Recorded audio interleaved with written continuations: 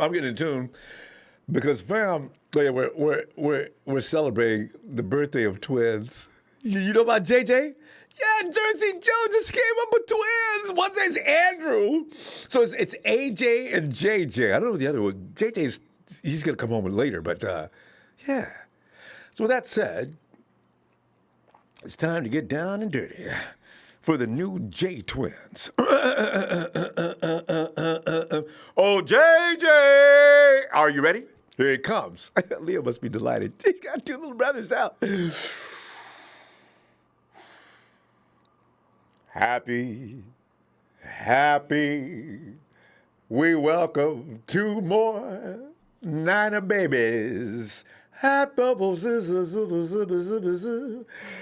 Niners birthday, AJ and JJ. Happy Niners birthday to AJ and JJ. May you grow up to be wideouts and quarterbacks.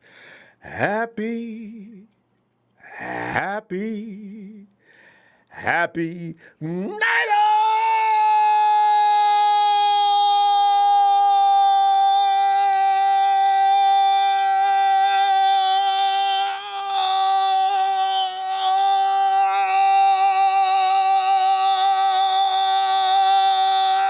You know, I could do this all day. I should probably go ahead and cut it up. Oz's birthday to you. Hey, fam, we got two newbies. Welcome to the fam.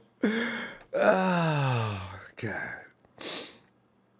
Hey, you know, wow, Jersey, I just realized you were at the hospital doing this is going to be, you know what, those birthdays are marked by something you guys are going to talk about for years. Hey, Ricky B, I see you. Hey, thanks, man. Oh, Ricky B. Oh. Best tell on YouTube. Your show is my early morning therapy when I walk my dogs. I live between Milwaukee and Chicago, so listen to others from the Empire's fan base refreshing love and respect. Ricky B. Salute your fam. Thanks so much. Glad we accompany you while you're walking the dogs out there. How's the weather out in that area, too? It must be getting a little warmer now, huh? Thanks, Ricky. Hey, fam, headline, right? 49ers. Niners have plenty of fallback moves for the 2020 draft. Should the player they seek be off the board at pick number 13? Now, we all know that. Everybody believes it's one of the top-ranked wideouts, but that could be by John Lynch design. And I still think that's John Lynch taking shots at Mekhi Becton on social media. He's using an alias. Anyway, John does this every year. I don't know what each year we knew pretty much what the purpose was. But now, why is John possibly throwing people off his scent? I think it's due diligence that everybody in the league does when they go around talking to a lot of players, trying to make sure that everybody doesn't know what exactly they're going to do. It's a big poker game around this time of year anyway. We all know this, right? It's a given that the Niners would love to pick up a DeForest Buckner lookalike. Joe Staley's replacement has to be on the agenda as well. And quiet as it is being kept, corner is most likely in the mix. Now, I don't know what priority it is on the list, but I'm pretty sure the 49ers are going to look at that. So you got to figure those positions are going to be addressed pretty much during this particular draft. The team is expected to draft one of the top wide receivers with its initial selection. Now, we all know that. The 31st overall pick is trickier because the 49ers probably want to trade out of that slot since this franchise doesn't own a second or third round pick. And also for financial reasons, you don't want to get 2 first-round picks, especially if you go that low in the first round, right? Reuben Foster should be a lesson that everybody will learn and leave. And actually, Reuben Foster, I think it left a scar on the organization for having traded up to get him to begin with, right? And if we trade up this year for anybody, it's already scary because you traded up, I believe, did we trade up for Joe Williams and C.J. Beathard and Dante Pettis? We traded down for Solomon Thomas. Maybe the 49ers should just leave things alone. Trade down? Okay, I'll take a trade down because you're going to give more picks. All right.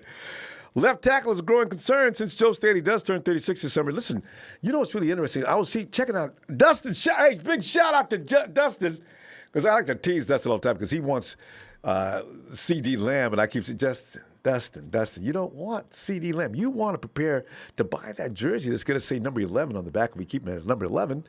And that is, of course, Henry Ruggs. Put a 3 on there behind him. But Dustin, all jokes aside, Dustin and I, we do agree on one thing, though. Joe Staley would not actually announce that he's going to retire before the draft for strategic reasons. Could be exactly the reason. If Joe Staley retires, then everybody knows the 49ers are going to be looking high and low to get an offensive tackle. Now, even though, and Steve just pointed out, the 49ers aren't really hard up for right tackle. We got guys who can play, left tackle. School is not that bad. He's not Joe Staley caliber, but Brunskill might be damn near. And if you come that close, that could be enough. Brunskill's way better protection than he is on the run block, though. That's the only thing. So, Sports Illustrated's Albert Breer, quote, "The Niners could take a left tackle if one falls to them. I've heard that they'd like to keep Mike Wilginchi on the right side long term," unquote. Yeah, you were not wrong. According to The Athletic, Matt Barrows, the team conducted a pre-draft meeting with Boise State's Ezra Cleveland, who was a first-round option. The Niners also interviewed Kansas' Hakeem Adeniji, and who was more of a middle-round possibility, according to Mark Lane of USA Today's Texans Wire. Listen, that does mean the 49ers are definitely, keep it in mind, you don't want to just ignore the tackle spot. All we're thinking about is give me the wide receiver, please. And, man, y'all can do whatever you want to with the rest of the picks. But get me my wide receiver at number 13. And you know what? Don't trade up. Don't trade up. We've had bad luck with trading up. For those who don't think the Niners are really all that concerned about the cornerbacks, we could be wrong. The 49ers are sizing up cornerbacks. They really are.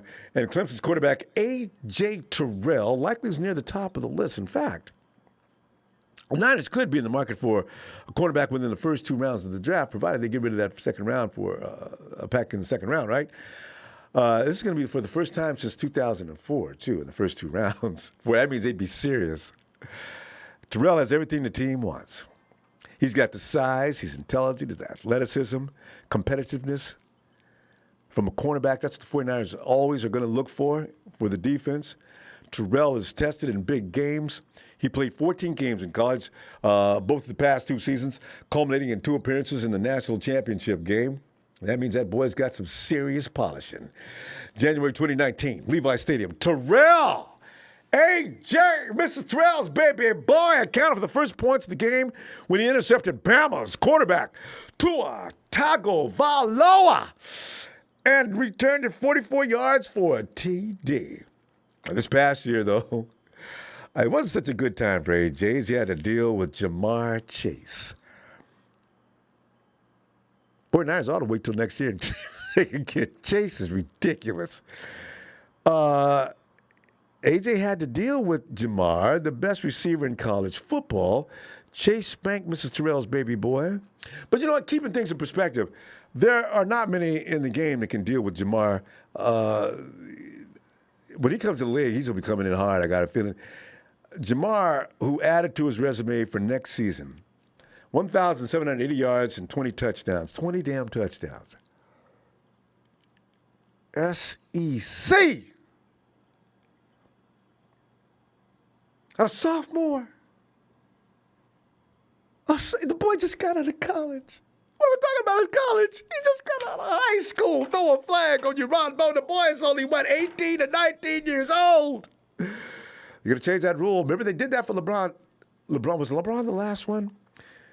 Anyway, Jamar is not eligible for next week's draft because if he was, we wouldn't be only listing Lamb, Judy, and Ruggs as the only elites. Mr. Chase would likely be the undisputed king and the first receiver off the board if he were eligible this year. A.J. Terrell did hold his own early in the game and generally was in good position against Chase, but not good enough. Now, see, this is what I'm saying. This is a very competitive dude, A.J., and he knew what he was dealing with. He did the best he could. But, Chase spanked A.J. for 9 receptions that added up to 221 yards and 2 touchdowns. But A.J. was not backing down. He was in that boy's butt all game long. A.J. says he had to work for all of them, too. AJT was asked about the beatdown and said, quote, "We started out strong. He got the best of me on some plays, and it went back and forth. Every time we lined up, I couldn't take a play off. I would say I'm a competitor. I don't like to back down from competition. I'm going to give the receiver my best, and I know I'm going to get theirs. We're just going to compete for the whole 4 quarters." I like the boy already. AJ knew he had a handful. He knew the boy was going to be rough. AJ said, "No, coach, no, you let me have him. He ain't backing down from nobody." I like his attitude already. AJT has the ability to play all styles of coverage, and he was a favorite of the Clemson coaches for his character and work ethic. Who does that sound like? I ain't gonna say because somebody's gonna say, "Man, Ronbo, don't compare Dub to nobody." I mean, I'm not. I'm just saying. Dude, he took on the challenge and shadowing the opposite top receiver every week. Like any young quarterback coming to the 49ers, Terrell could learn a plenty from veteran, future, first ballot Hall of Famer. And you know what I'm talking about. Sherm. Sherm's entering his final year of the 49er contract. Got to consider that. Cornerback remains one of the few spots on the club without a clear-cut starter, with the competition expected to be including Emmanuel Mosley, one of my favorite guys, Akello Witherspoon. Would you please get yourself back together, Spoon? And possibly Jason Verrett. I do doubt that, though. Terrell is right up there among the top corners in the draft, along with Ohio State's Jeff Okudah and C.J. Henderson of Florida. You'll link him right in that package. Fam, keep an open mind on this draft in order to prevent your feelings from getting seriously hurt. If you got a plan for the first 13, you should probably temper your expectations on that. I'm already getting over Ruggs third, man. I'm telling you, there's a lot of play. As Stevie pointed out, there's going to be teams that are going to jump in ahead of the 49ers, fam. They're going to trade up to get people. All 3 of those Golden Boy receivers could be gone by pick 10, you know. But today, you know what? Let's go over your plan B. I'd love to hear what you're thinking if you have your own personal plan B, because you got to think fast on your feet on that if you don't get the receivers you want, because earlier we were all fantasizing. I don't know if it's fantasizing, but there were times we were saying things like all 3 of them wide receivers going to be available at number 13. When you look at everybody in front of us, okay, but what about that team that, like the Broncos are itching, the Eagles are itching, they know what they got to do. They're going to give up big capital if they want to get ahead of us. They have to. Maybe they'll even talk to us. Whoa! Oh, fam, I didn't even think about that. What if they talk to the 49ers? Hey, John, yeah, it's me, John. Yeah, John, what's going on? You want some picks? Yeah, you know, I'm always ready to talk picks. Give me that 13. What are you going to give me? Can I give you a 3rd and 4th? Yeah, you can. See, and that's what you got to worry about. See, and we take our 31 pick and we chase that. We leave the first round altogether. I can see that. And I've already got myself ready for the depression. I've got my medicine and green tea. I'm going to work out hard before the thing so I could get relaxed. Telling you, be prepared. Corvettes rule and Mustangs drool. American muscle. And he says, hey, he says, best 49, thanks, fam. It's the best 49er channel, period. I can't speak for everyone, but it would be cool to see you post a quick Niner game clip before your show starts. You know, the NFL is very scary. They'll take you down. But, you know, I could do it before anything starts, as long as, you know, we'll see. Okay, I like the idea, though.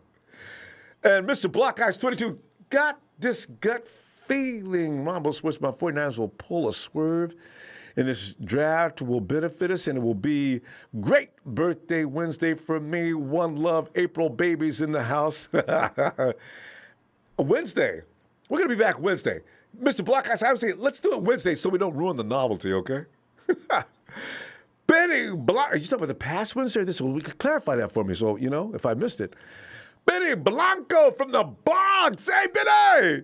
Hey, he says, it's going fine, fam. Going fine. Glad, and you're from the Bronx. I'm glad. That's the hardest hit area in New York. Whoa, Benny. Good to hear from you.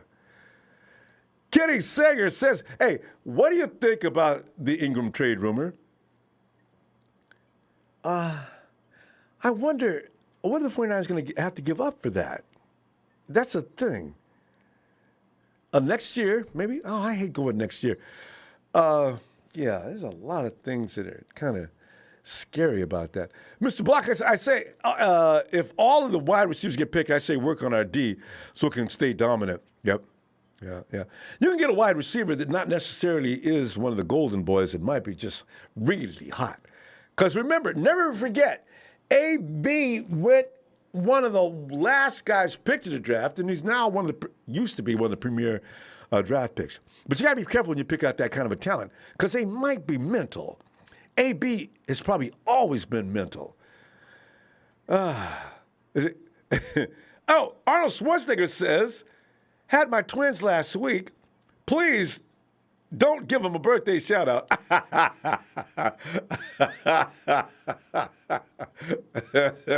don't blame you, Arnold. Okay, I will not do that. Oh.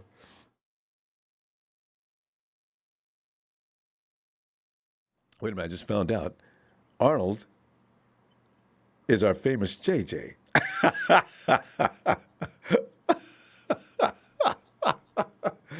Nobody told me his name was Arnold. I'm just now finding out. I only know him as JJ. Jersey Joe. Too late, Jersey. I already did it. They're going to love it. Play it back for them. And you should play it for them when they go to sleep all the time because they say babies won't wake up if they learn to sleep with a lot of noise and racket so you can act normal around the house. Oh, sometimes I amuse myself. Hey, Dollar, Bill, Will, come on in, man. Bo, what's up, man? What's goody? Will, I'm sitting there thinking, man, because I like to, I look at the nerves go nuts because we got to wait till 13 pick, right? So I know I'm going to lose my mind by the time we get to 13 as we sit there and watch, because they're going to pick everybody's favorite players, right? You're going to sit there thinking, oh, man, please don't do it, y'all. And for Will, and blah, blah, blah, picks from Southern, Javon Kinlaw. Will goes, oh, hell no. See, and while I'm laughing at Will, and at the number 11 picks Henry Ruggs, Alabama. Oh, no. Oh, God. So I'm trying to get us ready for that. Will, what's your contingency plan? Do you have one? Man, I stressed it enough, Ronbo. Everybody knows who I want at 13. I done stressed it so many times, so I hopefully it happens. But to all of y'all who don't want me to be right, Jersey. What up, Jersey Joe?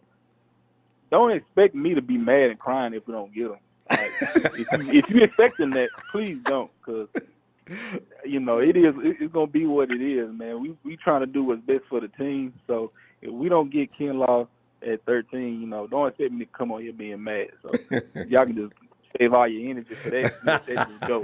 If we were looking forward to it. Yeah. But man. We just I just think we need that piece, man, because you already got Blair and Hyder. To back up Bosa and D4 on the outside, but all you got on the inside is D Jones and Julian Taylor. I don't think Street's gonna make any noise, and I don't think Solomon Thomas is gonna make any noise. I really think Solomon Thomas is gonna be a liability. You mentioned DJ Jones, right? Because Jones is starting. Yeah, DJ Jones. Yeah. I like I said, I expect DJ Jones and Julian Taylor to make an impact, but Street and Thomas, I don't see them making an impact. I really don't. I've been saying this forever and forever. Why Solomon Thomas on this team? I understand his personal problems, his issues, and whatnot. And that's something that you cannot knock him for. But hey, he hasn't been showing anything. So those two guys are liabilities. So I just think you need to add that piece, add Kinlaw to it. You know what I'm saying? I mean, that's just my opinion. I mean, but if we don't get them, that's fine with me. I mean, as long as we get somebody that's going to contribute. If we end up getting Ruggs, Julian Lamb, I ain't going to be mad at that either. because that's just another piece to the offense. We can put more points on the scoreboard. So I mean, I wouldn't have a problem with that at all. But we do need to address the secondary as well, because you got Ward for one more year. Sherman is going. I don't know how long if they give him an extension, it may be 1 year, 2 years. So you got to bring in a corner to fill that void, because Mosley going to hold it down without a doubt. Spoon is garbage. He gave us hope in the beginning, well, not from the beginning, but this past season. And then when he got hurt, he went back to trash. It's like Cinderella. Cinderella was trash, and then the godmother gave her a little gold, silver, a slipper, and she became Cinderella, and then got right back trash again. So, he's a Cinderella player, man, and he ain't got it. So you need to address that corner position too. And with the Ingram, if the 49ers end up getting Ingram, I don't think they're going tight end in the draft. I really don't, because there they will want be no somebody point. that can play. Yeah, they want to plug and play right now with Kittle. So. Hey, Will, Ronbo, don't y'all forget about Kevin Givens. Ain't nobody mentioning Kevin Givens. Kevin Givens. Actually, we did earlier. Thank you, man. Yeah. Thank you. Yeah, I agree. Hey, shout out to Trez, man. Appreciate it, man. I forgot all about him. You're right.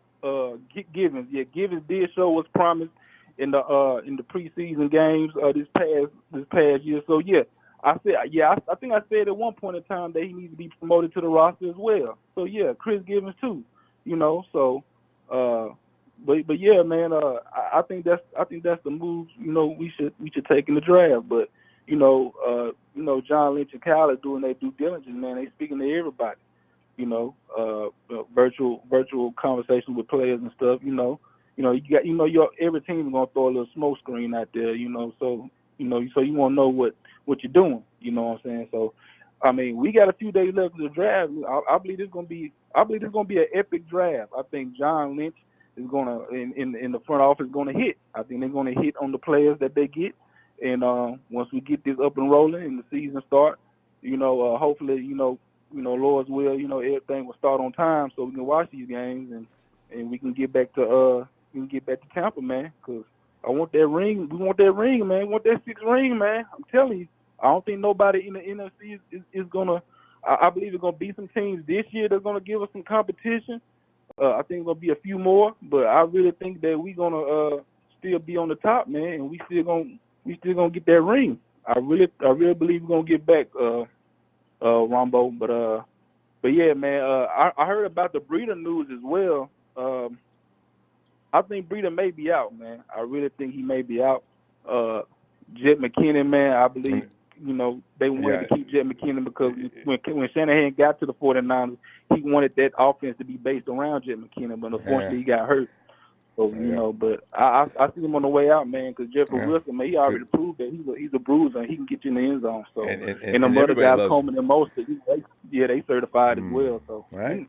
Well, I'll tell you what, it's going to be a busy week. I'm going to be back here. We're going to be Monday night, and I got a feeling we're going to be here Tuesday. We're going to right up to the sun, right up to the draft. So, Will, let me see you tomorrow, fam. Good stuff. All right, man. Appreciate it, man. Shout out to you, Ronbo, man. Appreciate what you do, man. Shout out to my Thanks, TNT fam, man. My player partner, Drizzy Dre, you know what I'm saying?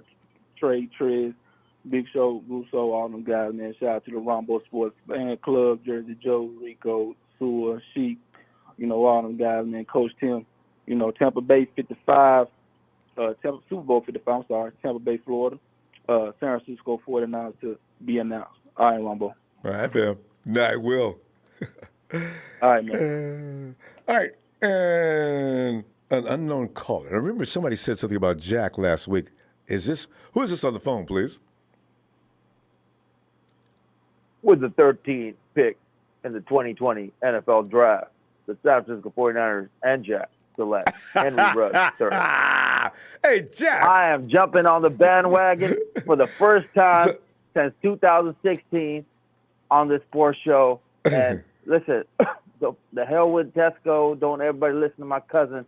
All that happened was okay, Tesco. I was getting ready to ask you about Tesco. I had to go to the hospital, man, and this guy freaked out. I left a note and said, if something happened to me, call this sports show. And my thing was, that he didn't say something. I wanted a moment of silence for 4 seconds and then 9 seconds. That was my wish on this show if something happened to me. But I'm fine, everybody. You know, who's going to piss you guys off? Who's going to piss Dre off? Who's going to make Trey from VA call for backup? And who's going to make Trez realize that, you know what, he needs to start gambling on me for draft picks? And why'd you have to put Trez on right after me, man? No, Trez came in suddenly. This is the first time I'm doing this, and I'm telling you right now, exclusive, I'm telling you, man, Henry Ruggs III, I fell back, put my hands up, and said, you know what? Everybody that said Henry Ruggs III is absolutely correct. If we go for Kinlaw, we're doing the same thing when we had Debo. We're fighting to contain the Kansas City Chiefs. Now, if we get Henry Ruggs III, now we're going to fight fire with fire. And I love your guys' thinking. So, you know, as a champion that I am and a world-renowned draft expert on this show, I'd like to fall back and say you guys were right, including you, Ronbo. Well, thanks. I'm telling you, I love that field stretched. Many things bad can happen for a team when Kyle Shanahan has that field stretched out. Oh, God. I'm a little bit scared, though. I think with all these wide receivers that, you know, some early teams that are picking are going to fall in love. And, you know, now you got Cleveland talking about Odell's going to Vikings, so that's a need for them.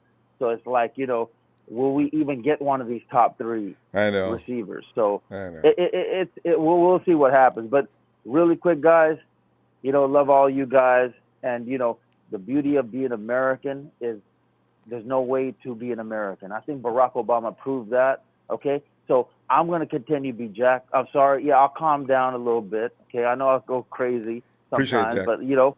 You sound good tonight. You know, I don't want to jump on anybody's bandwagon because that's not me. You know, I'm not going to agree with you, Dre. I heard my cousin was saying, oh, this guy Dre is talking about you. I didn't even know, but I'm not going to even clap back or anything. It's draft week. This is our New Year's, everything like that. I'm going to continue to be me. I don't agree with other people jump on any of his bandwagon. I'm going to be my crazy, annoying. I'll talk about you till you say it. You call I'm going to be annoying, crazy. I'm gonna be like this and that. But I'm going to finish it up like this because this broke-ass dude wants to get on the damn phone and steal my life. Guys, language. Hey, guys, please don't get started. All right, but go ahead, finish up statement because we got to go. And, I mean, yeah. Did Jack say, you say goodbye to Jack already? Guys, you got to be careful. Language is crazy. YouTube doesn't like that. All right. Anyway, and let's go to 605. Hello. And by the way, Jimmy G has said big things about Ruggs, too. Kind of worries me. If people know the 49ers want Ruggs, they're going to sweep him out. He'll probably be the number 4 off the board. Hey, area code 605.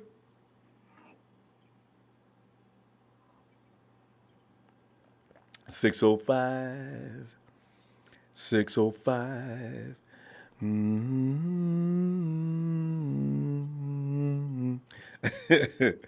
Okay, 605 is not ready. Kitty Sager, Trey, there you are. I hear something on the phone. Hello? Oh, it's Dion. Dion. Ronbo, what's going on, brother? Dion, I'm looking at because I don't know about everybody else, but I'm giving up my pick at 13 because I don't feel like getting my feelings hurt.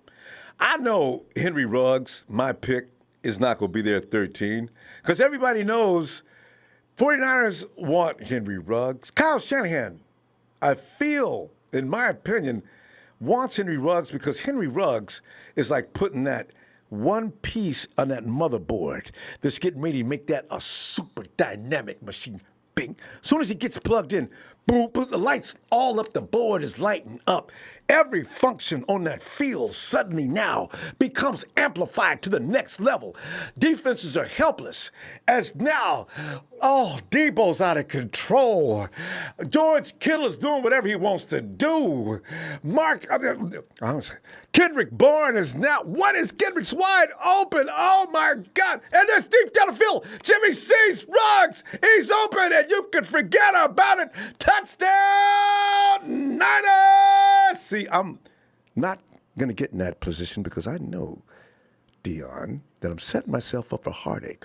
But D, more importantly, what is on your mind if you have a plan B, or are you secure in thinking at 13 you are going to get exactly what you want? It's very simple. We're either going to trade one of the 2 first-round picks. So if we move from 13, that means we move back with somebody who's trying to get up. If we trade for 31, it's because we got who we wanted at 13, and we're trying to stockpile more picks. That's exactly how that's going to work. See, I didn't think about that. Other than that, yeah, you got to think about it. Put it like this. I've recently did more research on Henry Ruggs because a lot of the commentators and people were saying he doesn't get good separation, all this other stuff. So I said, okay. Henry Ruggs doesn't get good separation? They said that? This is what commentators are saying. They're all saying that he doesn't get good separation off the line. He's just a straight line kind of guy. He doesn't really run routes, all this other stuff. So I said, okay, let me take a look. So I went and I did some film study on him.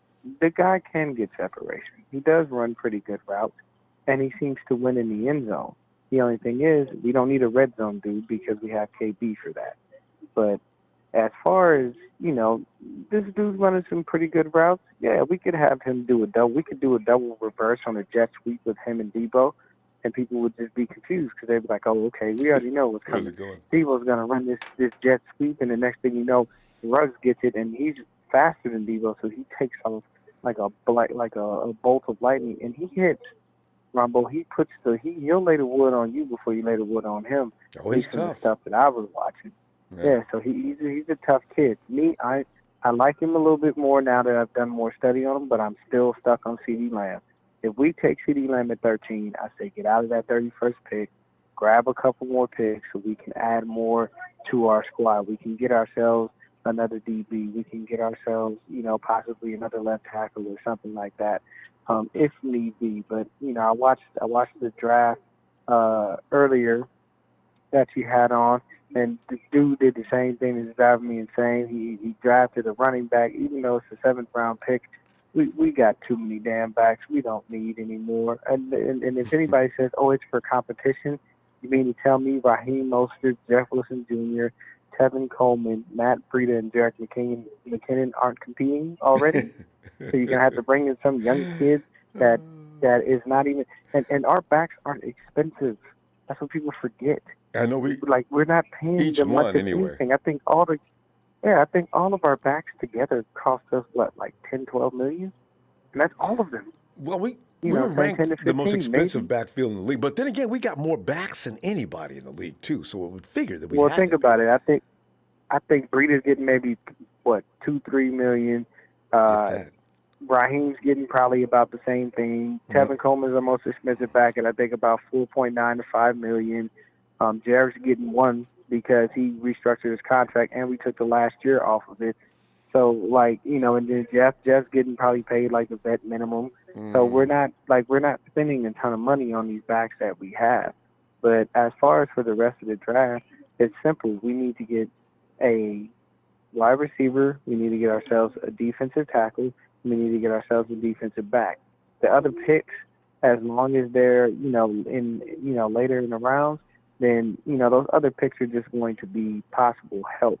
I did hear I just read something on Twitter not too long ago that we were interested in Evan Ingram, but I'm like, we're not going to trade for him because we just gave the Giants Caden Smith, and they're not giving up Evan Ingram because then we're going to have to give up one of those first-round picks, and that's dumb. We're not going to do that. We don't have enough to give up stuff right now. And I don't want to give up no next year's picks. I'm not. Nope. I want to keep things. And I saw about the thing with Keith possibly going to the Cowboys. To Dallas? Now let me tell you this. if Dallas comes at us and says we'll give you a 4th-round pick for Keith, let him go. Because you know what's going to happen? What? Marquise will have to face a lot in Dallas. Now, he came from Texas. He's a Longhorn. But Marquise will have to face so much crap in Dallas, and they don't even know who their quarterback is. Let him go on over there. Dak ain't playing for less than $40 million a year. Dak ain't Zach playing is on some serious. Well, I don't know what that boy is smoking. That's hilarious. In the words of prime time, you got to pay that man, and he ain't playing. He's not. I'm telling you, he's not playing for less than $40 million. And what's going to be really funny about that is he's not going to get it. He won't. He's not worth $40 million. I'm sorry. He's not. He's not worth $40 million. No. Dallas.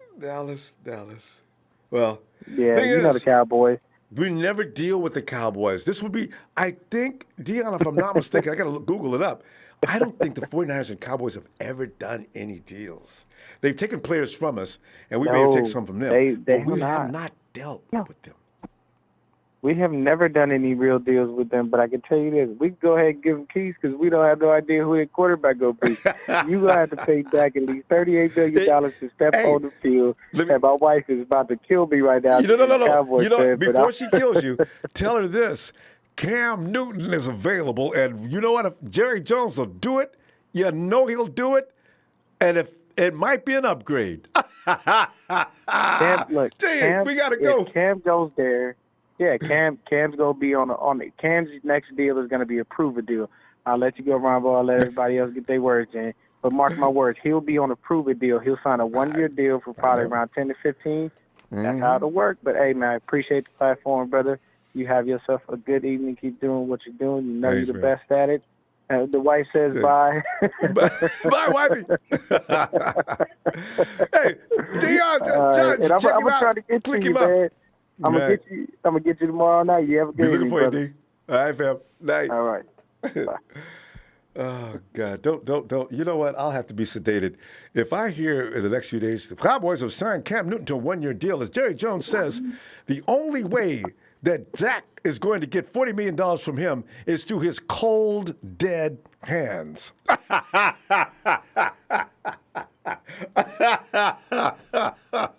God. Don't let me hear it. Oh, God, I love that stuff. Woo! Hey, George Price is having a birthday. George says, can I get a birthday shout from for Friday? George, you know you can. Happy Niners birthday to George. Happy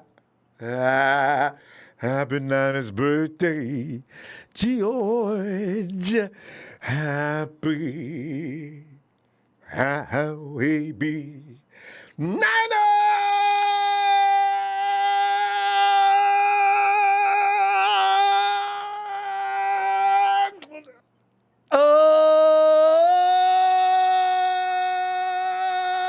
Birthday to you, George.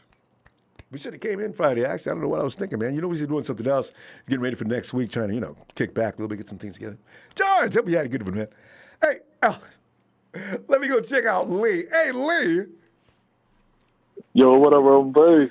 Lee, man, I'm telling you, man. The thing is, as I say, we need, as a family, to support ourselves in these moments of anxiety and strain and stress because all of us, we're divided into many camps is what we want at 13. We may not get it. Lee, do you have a fallback plan? And actually, I just realized what Dion says. I had that in the back of my mind. You probably already thought it too because you're a brilliant guy. If the 49ers don't see what they want, and they have enough time, they're going to trade out of that 13. I mean, what are you thinking, though? Trading out? Only if the guys that I think they really want out there. Like, I think Kyle wants a wide receiver. I'd like a wide receiver. The only way I wouldn't take a wide receiver, Ronbo, is if someone really good falls, to us. It's ranked a lot higher, like a real top 10 or top 5 pick. That's when you'd have to think about going receiver. But trading out, I'd only trade out if Lamb was gone, Judy, if Ruggs, if those receivers were all gone, and then you're sitting there at 30 and you've got, Kinlaw or maybe Henderson, I wouldn't mind trading out because we'll get an extra pick and you could still get a decent receiver like there'll be Mims and Jefferson later in the first. You know what I'm really crazy what you just said? If the wide receivers are going to Kinlaw is, what are the will they do? Do you think will they do it? I wouldn't mind if it was Derek Brown because he's the best DT, but if I it agree. was Kinlaw, I'd probably trade back, to be honest. I'm not a huge fan of Kinlaw. Like, I understand it's a need, but I'm not a big fan like Will on Kinlaw. Will just passed out. But Will says, don't look for him to wimp out if we don't get Kinlaw. So it's okay. Will's okay. Okay. But go ahead. What I don't like about getting Kinlaw that early, Ronbo, what I don't like about getting him that early is that I don't feel he's going to be like a Defo. You know what I mean? Like, he's not going to be able to do what he can do in the run and the pass game. He's more going to be a rotational defensive tackle. You know what I mean? He's not going to be giving you what kind of reps that Defo could. Yeah, and not the same kind of domination. High, I want a guy that's, he's going to go that's going to be coming and go out. You know, he's not going to play as many reps as what Defo did. So to me, I want a guy that can come in and be a big part of our team straight away. He'd probably take at least maybe 2 or 3 seasons. And because I noticed he doesn't have a big motor, like he comes out of the game quite a lot. So, I wouldn't take him at 13. I was doing a lot of tape. I went into some more film study and I was comparing Judy and Ruggs because my favorite's Lamb. I told you that, and I was trying to compare them because one had more production, one was I thought used a lot more, and that was Judy. Everyone wants Ruggs for our system because of his speed and his athleticism, but then I know there are a few guys that want Judy. So I was trying to compare who I like second, and it was quite hard, Ronbo, because one has a lot more production, but I feel another one would be a big threat in our offense. Like, Ruggs would be a big threat. I see Judy more of a chain mover and a possession receiver, and he's more of a slot guy. He can be moved around, though, and that's, people say Ruggs is real versatile because he can, like, kick return. He can, stretch the field because of his deep speed, and he's pretty good. He's a good route runner, and he's got good hands, Ronbo. He's versatile with one the skill drop set. last year. How many receivers can say that in any league? And he had a lot of targets. One drop with as many targets. Yeah, that's amazing. Yeah, but he's got a real versatile because of his skill set. But then if you look at like with his athleticism and speed, but if you look at a guy like Judy, he's real versatile in where you can put him on the field because he can play all 3 spots. Yeah. He could be your slot. He can be your Z, and he can play X because he's got enough speed. He's a 4.5 guy. He's not like a 4.2 guy, but he's still fast. And so that's where it gets real tricky. And I had a real hard time, finding out who's my second favorite receiver. But you know what? If it was for the scheme, I might go Ruggs. Lee, one question on Judy, though, as far as that goes. How many guys do we got that can run the slot? Yeah, well, I don't know. Maybe Judy might be the best of them all, but I don't see Ruggs outdoing Trent Taylor as far as a slot. Kyle's going to trust Trent way before he trusts Judy, right? So Judy, I don't. The thing is, we have spots that are already filled, and I'm wondering where do you put Judy? But go ahead. Well, that's the thing. Well, he could play slot. That's his best position. He could play the Z. And then if you really wanted him, you could push him out to the X, but I don't think that's where he'd be used best. It'd be the slot, and then it'd be in the Z sometimes because he's real good when you can motion him too, Ronbo. And that's what Kyle does a lot of, pre-snap everything's adjustments. motion. And you watch him in Alabama, he's always doing that in Alabama. He's moving across the field, he's changing. So, it's real hard because they're both versatile. But, I can see Judy going to a team like, say, the Jets or something, and being a number 1, that's the problem. But then coming into our scheme, he's not probably going to have that as much production. And that's the thing with Ruggs. I don't think he's going to have as much production as a Judy or a Lamb in different teams. But you've got to look at what they're going to do on our team. But the thing you also have to keep in mind is Judy going to actually take away from I don't see Samuel, I don't see his workload being reduced. I see it increasing next year, right? So now you're going to bring Judy in there and take away from Samuel? I don't think so. But, you wouldn't really have to, Ronbo. If we did get Judy, for example, you could play him more in the slot and you can move him to the Z. Whereas without Sanders there and with Judy, Debo can play the outside, though. Debo is probably the Debo can play all over the field on the team. Or you can move, he could play X or Z, and then you've also got Goodwin. And the thing about Kyle, he moves his receivers all around. Yeah. Yeah. And so if you've got Goodwin and Debo on the outside, and then you could have him in the slot, that's a real strong, pretty strong, starting. Or you could have Bourne too. Like, there's just so many Kendrick's going to get stuff some you snaps. can do. He's going to get a lot of snaps next year. Yeah, I've seen once 17 scouts before I go on, but there were 17 scouts ranked the top 3 receivers that we all talk about, right? Mm. You know who the number 1 was, Ronbo? Can't imagine. I didn't see the survey. C.D. Lamb. Okay, 17 NFL scouts ranked the top 3. 10 of them ranked the number 1 receiver, C.D. Lamb. 5 of them ranked the Judy. Oh, wait, I did see ranked this. I did see something like this. Yeah. See that? Yeah. So I'm going to head out, Ronbo, and I'm going to start it with, what's that? No, go ahead. We're going to head to the garage, Ronbo. I'm going to start up the Lamborghini. We're going to head down to Tampa. It's going to take us all the way to Tampa Bay, Ronbo. And we're going to throw on them lamb chops and lift that Lombardi. Let's go. Oh, God. He worked on that one. Thanks, Ronbo. All right, I see tomorrow. Lamborghini. You know what? That'd be the only fun reason to get him. Just so you could use that. The Lamborghini has done another number. Phil, chill, Bill. Hey, Ronbo. Phil. Well, how you doing tonight? Everything okay? I'm calm. No, I know. I feel I know you're going to make Christmas me Eve. roll back on my This thinking. is like Christmas Eve, Ronbo. I know, right? All the presents are under the table, and you don't know what you're going to get. I know. And So you got when you to open prepare that yourself present, for disappointment. Don't You got to open buy that a box. jersey. Yeah, well, yeah. I've already got my pre-ordered, as you know. Rugs. I know you do. Yeah, Phil, do you remember Christmas when you did get the wrong thing? You opened the package and you pissed off. Oh, This is when your first you're lesson your mom proud. teaches you. Listen, it's not about receiving. Listen, sir. Hey, listen to me. It's about giving. That's what Christmas is about. So stop whining. This is all about That's not what I wanted. Oh, go ahead. Oh, so we're there. We're right less than a week before the draft, and I've changed my mind about 25 times before, on my mock draft, and I swear to God, it's like nobody can predict what's going to happen in this draft. It's especially do too much reading. It's crazy. Yeah. Other teams are talking about It's jumping. crazy. It looks like they're going to do anything they can to move up. Now that's going to affect everything. Let me give you a scenario. If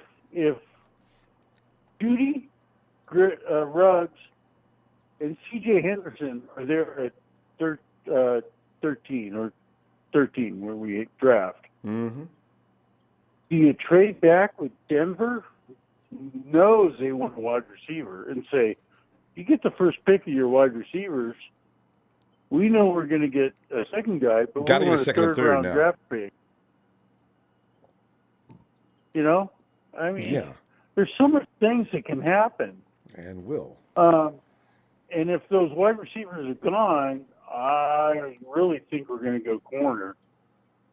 With 13? There's going to be, huh? With 13? At 13. Yeah. There's a possibility. I mean, C.J. Henderson is. I've looked at the tape on him. I think he's not a good tackler, but he's like Deion Sanders. He can run like the wind. Oh man, but I really And so need physical. you throw a good cover corner over there, and you can play zone on the other side. You shut off one side of the field. Yeah.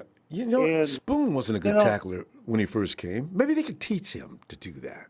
Yeah, that's something you can teach. Yeah, you can teach tackling.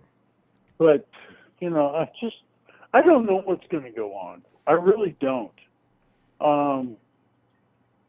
I think it's crazy right now. I mean, this is like... We were all confident 2-3 weeks draft. ago. It's getting a I little thought complicated it was now. so predictable a few weeks ago. Yeah, you're right. And now I can't fathom what the Niners are going to do. It's all over the board. So I think we're going to trade back 31, but I don't think we're going to trade back very far because teams want that fifth year option for a first round draft pick, and anybody that wants a quarterback is going to come up and get it. And I'm looking at Indy possibly at 34, but I'm saying if you have G.D. Ruggs, hello, are you there? No, I'm listening. Yeah, I just want to interrupt.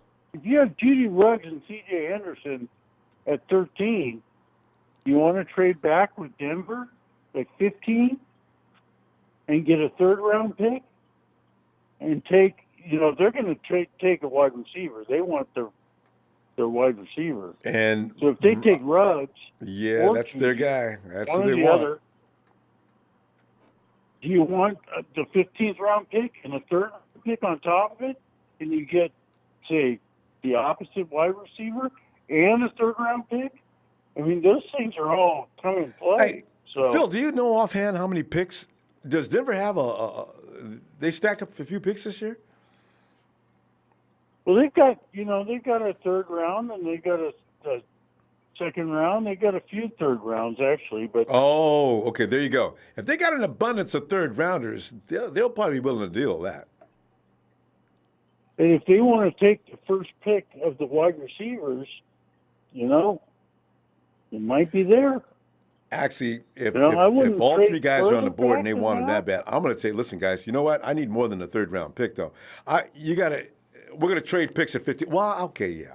I really Well, you can't got to get look there at the too. points. I mean, Yeah. you look at the draft charts, and it works out. I looked at Denver's draft charts, and they got the capital to do that. But I mean, all these things are open. I mean, if we go forward and then we say, okay, Judy or Ruggs, we're going to take whatever plus a third round pick. Yeah, well, then Yeah, that puts that could be puts the open. ball in our court.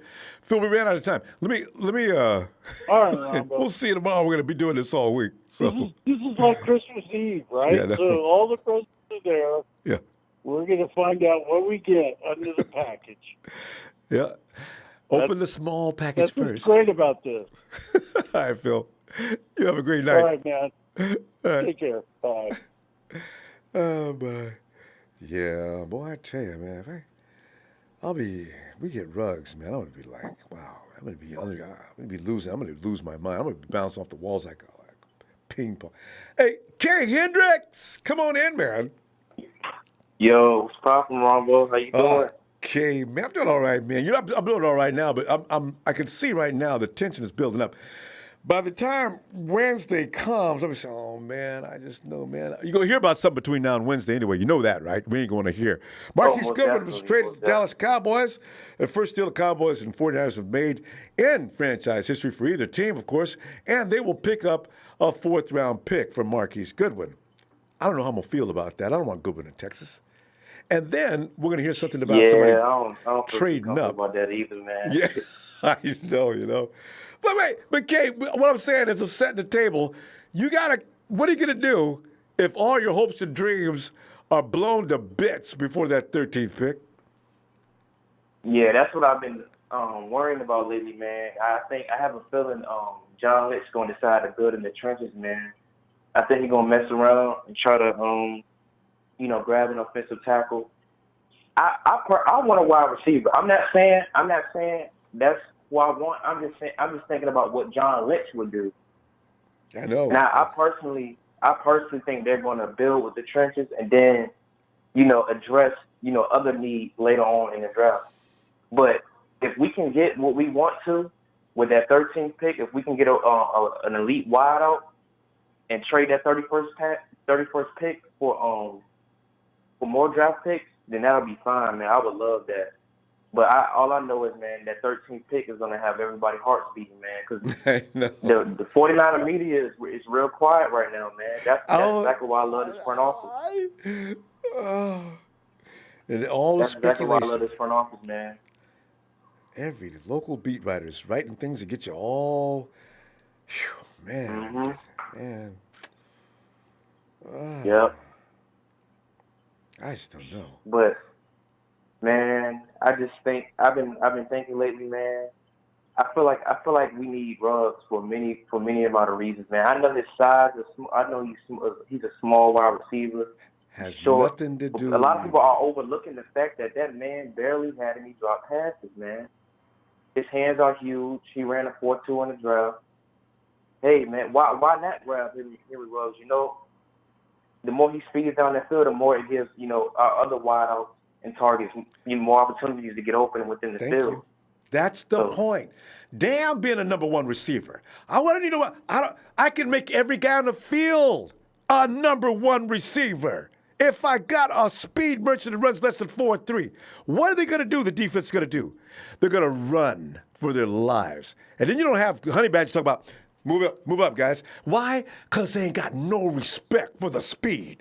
You bring Ruggs, they'll back the heck up now. See, that's what I want. Oh, most definitely. Most definitely. Yeah. And then that makes Jimmy feel more comfortable. Oh, Because, this year his main target was George Kittle. So imagine he got an elite tight end and a speedster right beside, like paired up together.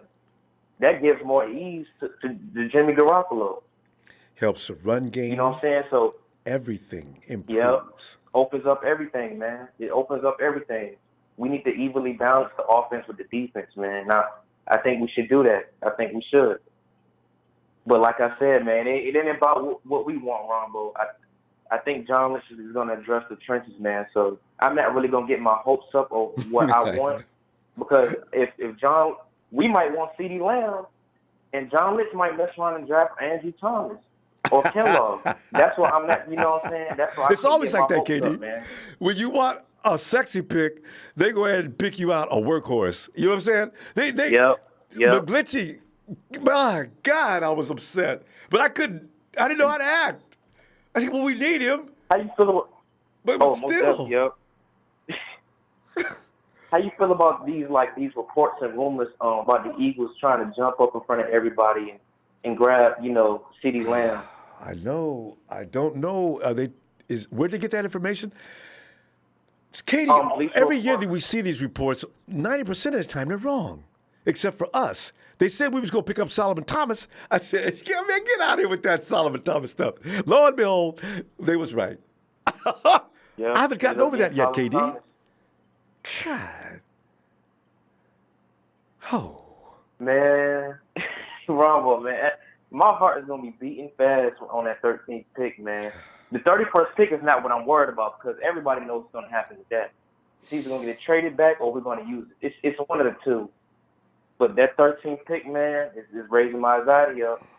I just hope not unless it's a good deal that's thrown on the table.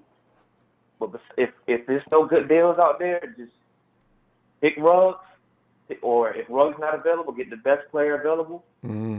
Keep it moving. I don't want us to get cute with this pick. I feel like we should get what we need and just keep it moving, man. But I'm ready, Ronbo. I'm ready.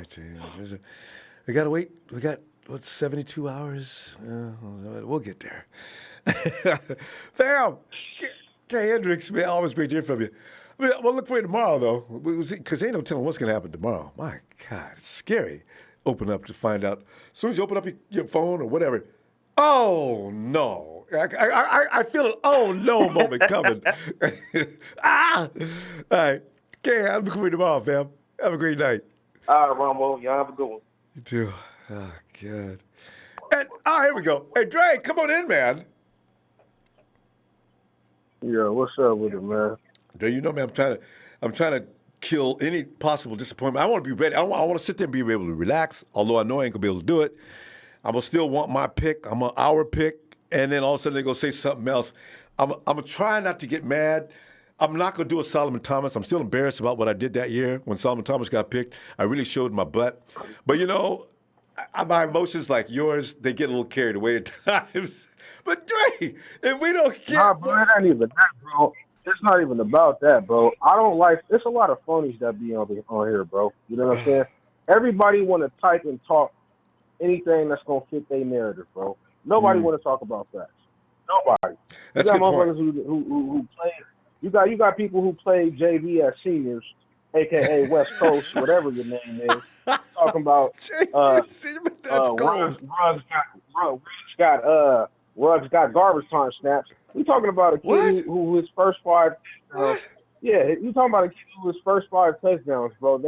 His first 5 catches, they were touchdowns. We're talking about a kid who had 61 less receptions, 80 less targets, and still had 25 touchdowns. Judy only had 26. Guys, do some research. People, bro, had no Dre, that might be at all who like. Yeah, people don't know about Ruggs. Okay, I guess okay. Bro. Just come out and be real with it instead of being a phony and say, "Hey, I prefer this guy because of this." Don't try to down talk somebody else. Yeah, because I don't say anything bad about Judy or Lamb. Down talk somebody because you don't like them. It's not your guy. It don't make no sense, bro. Just come out and be 100 and say, "Hey, I prefer this guy because of this." I can respect that. But when you want to be funny and down talk somebody to fit your narrative, it's bullshit. But Dre, listen, give me something as to what now. Just say for hypotheticals, you don't see what you want at 13. Who would be Plan B? Just to prepare yourself mentally for what's going to happen. So there was a report stating that we we're talking to the Giants, maybe going to trade for Evan Ingram. If we get Evan Ingram, I don't give a damn about the receiver at 13. Give me Kinlaw, and I'm ready to go. I'm gonna be 100 with you. Ingram. If you get another tight end, that's 6'3", 240 pounds, and that man ran a 4.42, and runs like Ingram, you got somebody like who's 6'5" and 230 and run a 4.4. What was it? A 4.49, and then you got George Kittle, who what is he? 6'5", 6'4", 6'5", 240. Bro, I don't care about a receiver. Then I'm not read into that. Why are the Giants wanting to get rid of? Why do they want Evan Ingram? I have no idea. I have no idea, bro. I'm just telling you what I got off of NBC Bay Area Sports. No, I saw it. I just didn't read it. If we can get another versatile tight end like Evan Ingram, bro, I wouldn't be mad with a Kinlaw at 13 because then we can go deeper in the draft and get one of those other guys. You know, I'm a realist, Ronbo. I keep it 100, bro. You know what I'm saying? I keep it 100, bro. If we could add somebody who could add a different dynamic, especially at tight end, creating a matchup problem, you know what I'm saying? I don't mind taking one of those. I don't mind taking a wide receiver later and going ahead and getting Kinlaw. I don't mind that. But if that guy is there, if one of those 3 guys is there, I'm not mad about whoever we get. I don't care if there's Ruggs, Judy, or Lamb. I don't care. I'm not going to down talk none of this because all 3 of them are great talents. They're going to make our team better right off the bat. So I'm not going to do that down talking to the next guy. Mark Rich says Ingram stays hurt. Does he have an injury history? I know he's missed a few games here and a Big few J games says there, the but same I mean, thing. How come everybody's saying he gets? Hey, Ron, I just know that Evan Ingram is a hell of a talent. That's what I know. No, I saw him play a few times, and I know he was unguardable. Yeah. I know that for sure. He torched us when we played them last time, so I know for sure he can play football. There's all kinds of different things that happen. Yeah. We got a good that medical team we got. They did pretty good. We lost some guys to some very crazy accidents, but for the most part, we kept a lot of those guys out on the field all year. I mean, and it was a lot of freak accidents. I mean, Julian Taylor, that was in practice. DJ Jones was supposed to come back. He retweaked his ankle in practice. Richburg, he got rolled up on. Somebody rolled up on him. You know what I'm saying? And he hyperextended his knee. That was scary to see. It was freak accidents. You know what I'm saying? Joe Staley, somebody fell and ran into the back of his leg, and that's how he messed up his fibula. So these were freak accidents. This wasn't like guys who were just running and all of a sudden they blew their knee out. You know, it was freak accidents. But you know, Evan Ingram's a great talent, man. He's a good talent. So if we can get somebody like that, I wouldn't mind taking Kinlaw at 13. And if all 3 of those guys are going, you have to go with what's best on the board. And Kinlaw would be the best guy left on that board. To me, at 13, he would be the best guy. I'm not taking C.J. Henderson if he's 13. there. I'm sorry, bro. Yeah. I'm sorry. I'm not taking C.J. Henderson at 13. I watched some tape of this guy. Nothing jumps off the screen for me to take him at 13. Like that, it makes I don't mind taking Kinlaw if those three guys are going, or I don't mind taking Kinlaw if those three guys are going, or if we can get somebody like Evan Ingram. Man, that's a beautiful dynamic. Then you can go down the line and possibly add a T. Higgins. You know what I'm saying? I wouldn't mind, but if those guys are available at 13 and we can't get somebody like Evan Ingram, you gotta take one of those three guys. I agree. All right, Dre. Dre, we will come back tomorrow. I guess Monday Night Raw this week is going to be spectacular, as that's a grievance night. Sir. All right, Dre. Yeah, hey, and Jack, keep my name out your mouth, bro. Keep my name out your mouth. And this is what I'm gonna tell you. You talking about that broke shit? You know what we used to do to dudes who had money? You know what I'm saying? Just because you got money don't mean you ain't a sucker. You a sucker. I'll show you what we used to do to dudes who got money. Money will make you a man, bro. Dre, don't go gangster on me right now, fam. Come on now. Man, Jack, you know how Jack is. He just did that to ring your bells. All right, let me see tomorrow, okay? Well, he better put some money down. All right, bro. All right, Dre. Have a good night. Oh, God. Jack, you be doing that on purpose, man. Come on. Jack comes in, he was all nice, and all of a sudden he turned into just Jack. Hey, Kerry B, come on in, man. Hey, Ronbo. KB. Man, KB. Oh, man. So, JB, here it is. We're rolling up on the week. And, a few weeks ago, everybody knew what was going to happen. We had it all planned out. We knew exactly what was going to happen. We knew we was going to get this pick at 13, even though many of us had different 13s. And then we knew we was going to trade 31 and we was going to live happily ever after. Now, all of a sudden, if you keep reading things, you find out whatever's on your mind is in jeopardy. So, KB,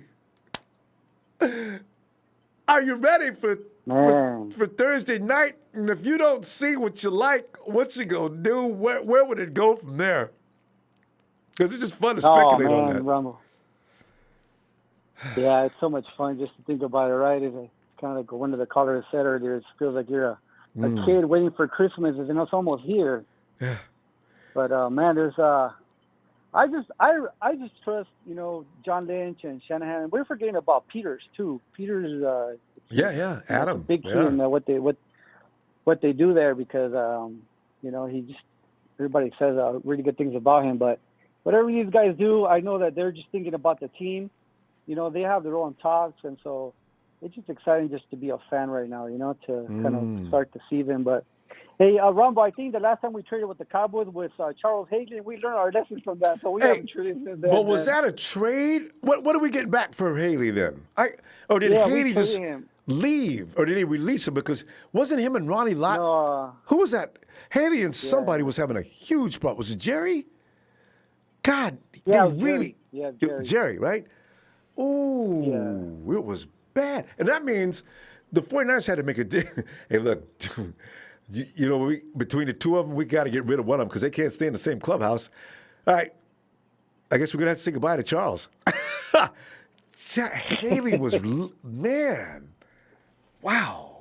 Yeah, man, that one hurt, man, because we saw what he did, and it's one player, man. That's what's exciting about this game, that these draft picks, you just don't know. I mean, some of these guys, they're comparing them, to DeAndre Hopkins and Devontae Adams. I think they're comparing to CeeDee Lamb. No. So, imagine DeAndre Hopkins on the 49ers. Oh, my gosh. Like, that's literally one piece away from, winning. We were so close, man. It was so heartbroken. I was watching the replay of the Super Bowl. And literally, man, I remember watching it was 7 minutes with us tied in 3rd and 13. And it's like, what the hell? One freaking player, Tyreek Evans, freaking just board dashes. We kind of that's the difference, that can make the difference in the game is the speed, like you guys were talking about earlier. Yes, it really can make a difference in the secondary because he turned Ward around, and he was too late to get there. I don't know why Ward where he was, but actually it was Mosley's play. That's why I said maturity is a problem. But now these guys have learned so much this last year. Mosley will never make that mistake again. And the thing is, that was the turning point of the game. When the defense was doing a great job until then.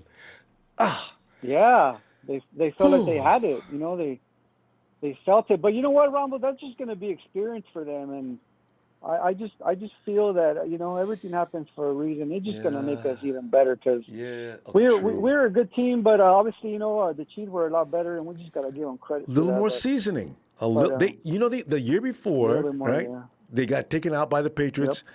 And that, you learn from that. We did what we did our first year in the playoffs. We went all the way to the Super Bowl. I mean, that was more than we should have done, actually, in this first year. Jimmy G just coming off that injury, the offense just getting involved and getting together with Jimmy for a full year. A lot of things went wrong in the last second. That's all right. Yep. Yeah, I want the 49ers to get a wide receiver, one of the top 3 wide receivers that are out there. CeeDee Lamb, Judy, and Henry Ruggs. Yeah. Jefferson looks really promising too, and I know, right? I really like maybe on our put him on the list. If we don't pick up a wide receiver on the 13th pick, Ronbo, I really want them to get that 6'4" receiver. What's the guy's name from? He's from Clemson, I think. He's tall. He's 6'4", but he literally could be a red zone threat, which was what we need. But you know what? We got Jalen Hurd too, though, man. We didn't see him last year, so there's so much potential and so many things that we could do this year. I got a feeling Kyle's probably built up a lot of confidence. I got a feeling Kendrick Bourne's going to own the red zone.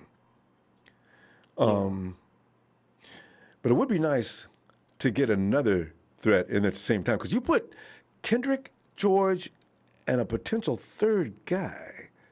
A defense is going to be in big trouble now. Because Kendrick gets in and out of his routes faster than anybody on the team, which is why he is a red zone threat. George is just George Kittle. So,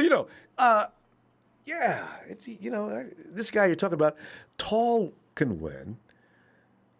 But, this is, I tell you, that's why I say if it's not the 13th pick, if you don't get what you want, you got to be careful about you can't pick up something that's not worth that 13th pick. Now, there's a rock in the hard place. Do you trade down because certain guys aren't worth a 13th pick? They're saying that about Ruggs a lot with the 13th pick because he's not a number 1, but he is the catalyst to make an entire offense explode. So you know why Bama's offense did so well. Because they had some premier wide receivers who could work the midfield and things like that. But Ruggs demanded attention, so that makes everything work. Yep. We were like that when Marquise Goodwin was effective. Yep. God. Yeah. His name's T. Higgins from Clemson. Oh, yeah. 6'4". Everybody talks, right. Yeah, 13 touchdowns. I forgot about it. I didn't know what school he went to, but T. Higgins, he gets a lot of ink. Fam, Michael Nebrega, he says that it's Higgins. All right, fam, let me see you tomorrow at KB. If you got some time, all right? You're gonna be on all week this week, probably. Or just tomorrow? I know. I'll be back tomorrow. I'm pretty sure. Right. Tuesday. I'm pretty sure it's gonna be all week actually. All right. Awesome. Hey, Ronbo, I love listening to you, man. You make my heart beat, man. I really admire and appreciate you coming out, man, because you really do keep that face and that hope alive, man. It really feels good to listen to your show, and all your guests are great guests. So I really appreciate you, Ronbo. Thanks, fam. But KB, we appreciate Thanks for taking you my call. Anytime. Absolutely. All right, okay. fam. Have a good night. See you tomorrow. Good night. Oh man. Hey, and there's IB. IB, you got your tea? Because IB said I gotta get my tea. I see that note flying by. What's going on, Ronbo? IB, man, I'm trying to brace myself because I go into fits this time each and every year. Now, even though, man, I tell you, I don't know what to expect now. I thought, because 2-3 weeks ago, IB, we knew exactly what was going to happen. Each and every one of us had our pick. We knew it was going to fall to us. And now, I don't know nothing. I mean, well, what's the alternative to what may happen? What do you think? Man, you saying what happens if the big three ain't there? Yeah. Is that what you saying? Yeah, or even if you're a Kinlaw fan or a Brown, because a lot of people are looking for a lot of different things. There's been a few people even wanted a cornerback, right? So I don't know. Yeah, this is definitely I mean, I think definitely Brown goes before Kinlaw. I understand, it's a lot of hype behind Kinlaw. Me personally, this is what I'm gonna do. If at 13, If the big three ain't there, then I'm trying to trade back with Denver at they spot or somewhere still in the first round.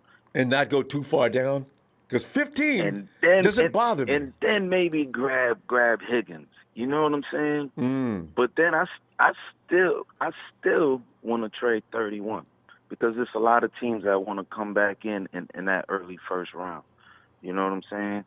So me personally, I think Higgins should probably be picked up closer to the second round personally. But in that scenario, because I want a receiver. Yeah. And I want one that is trustworthy and that I know is going to give me what I'm looking for. Now, not necessarily am I looking for Higgins that early. You know what I'm saying? I mean, I love Marlon Davidson.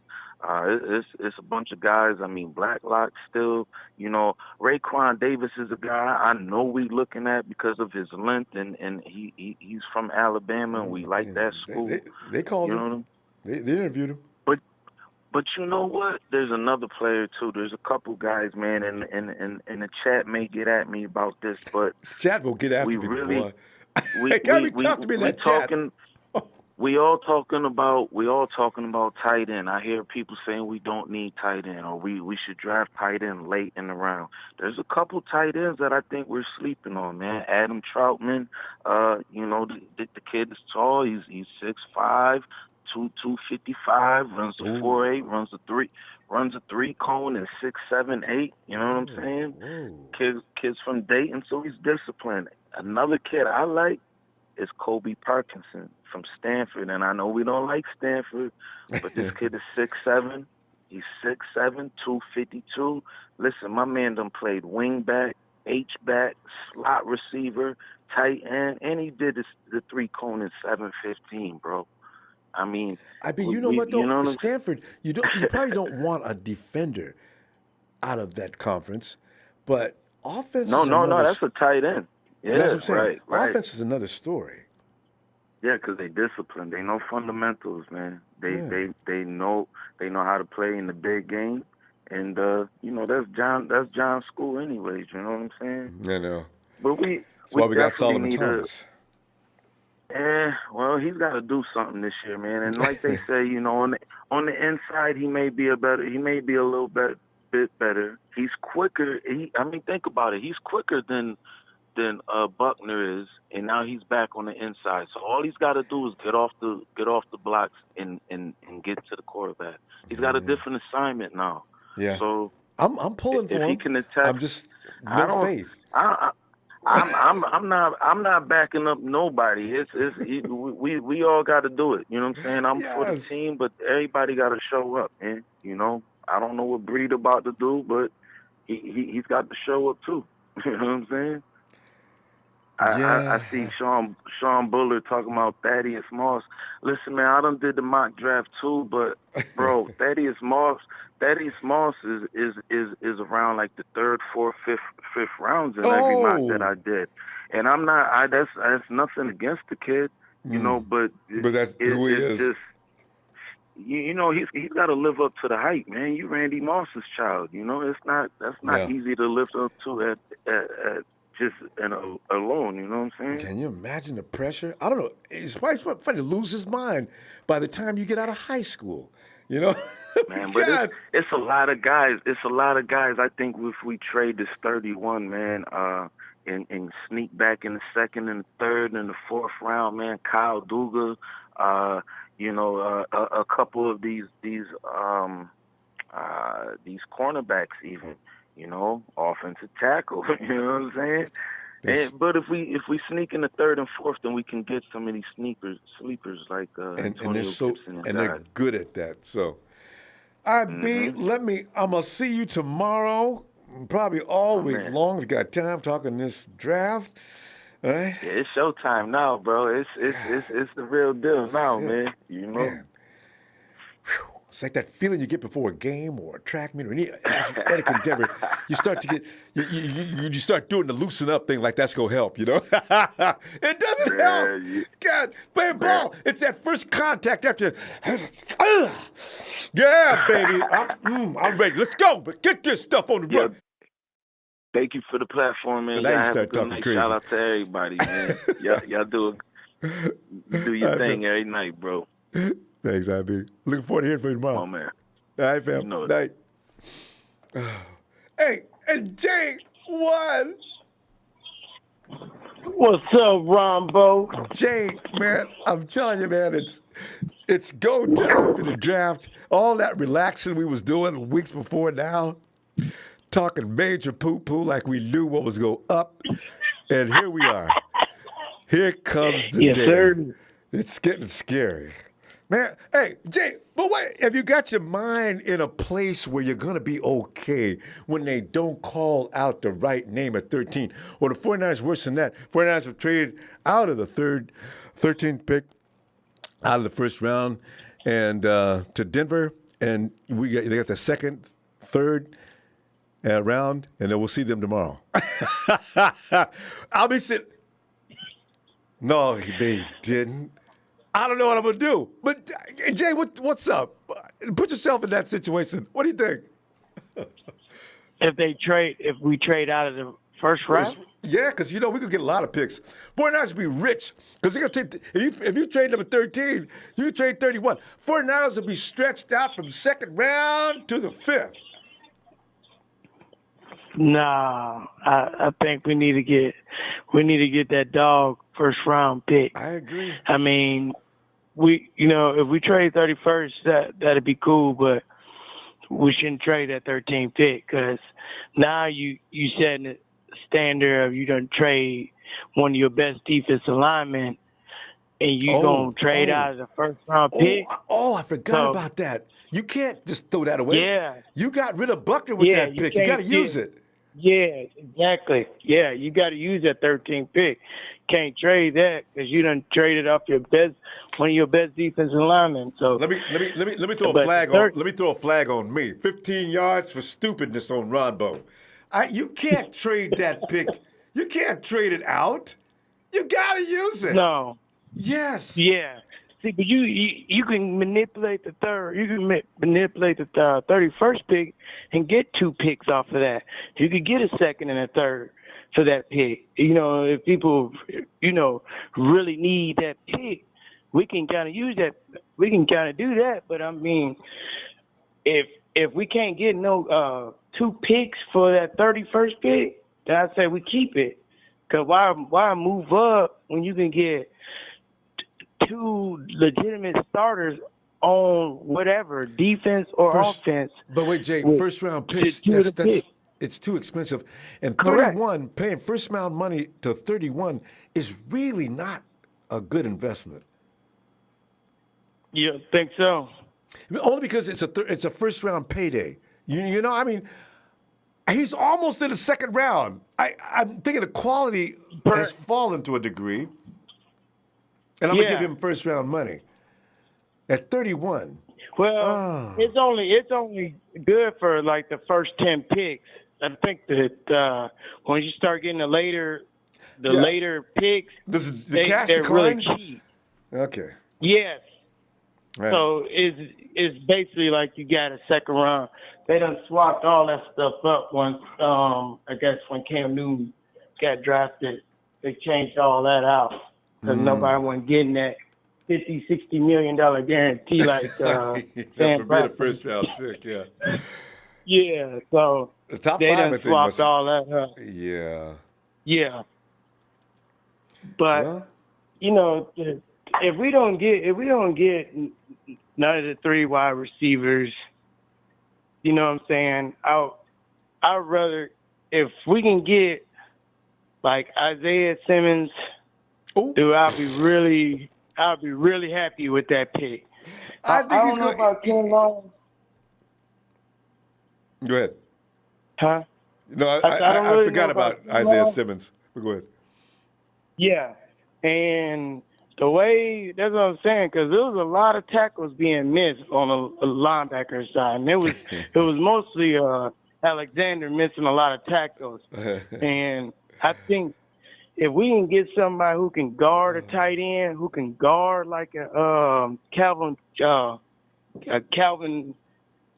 Chelsea or whatever his name is from Kansas City, if we can guard somebody like that, and with Forrest. You know, Quan though. I think that Peck was not ready to roll. Quan needed more time. He'd been out for how many weeks? I think you get Quan. That was a knock on him in Tampa Bay. Him missing a lot of tackles too. Yeah. Yes, he missed a lot of tackles. Yeah. But Quan's a good player. I ain't gonna knock him, but we're spending a lot of money on him. I mean, he's got to make them plays. He's got, you know. That's true though. I just feel like if we get him, he runs fast. He's good at tackling. What's he can real cover. Fast? I'm thinking you get Simmons. There's no position. I'm training him at every position on the field as far as defense goes. Correct. I'm putting him on the edge too. Correct. He said he'll go over there That's gladly too. Yeah. That's what I'm saying. He's about the same size as D Ford. That's what I'm saying. You could put him on edge and have him. You know what I'm saying? You could have him at linebacker. And that would throw so many. That would be having the offense spinning, wonder what we're going to do on defense when you have him on the end. You can have him on the end, drop him back. You can have him rush. You know what I'm saying? You can have him be in the linebacker position, rush from there, blitzing. So, you know what I'm saying? He's just a heavier version of Derwin James. And Derwin James already proved, good Lord, does he belong in the NFL. Jay, we got to roll up. Let me see you tomorrow. All right, Ronbo. Appreciate you, brother. Thanks. Back at you, fam. All right. Have a good night. No doubt. You too. Yeah. Man, I tell you, so many options. Boy. Oh, hey, there he is. You ready? Here it comes. Yes, it is. I'm ready.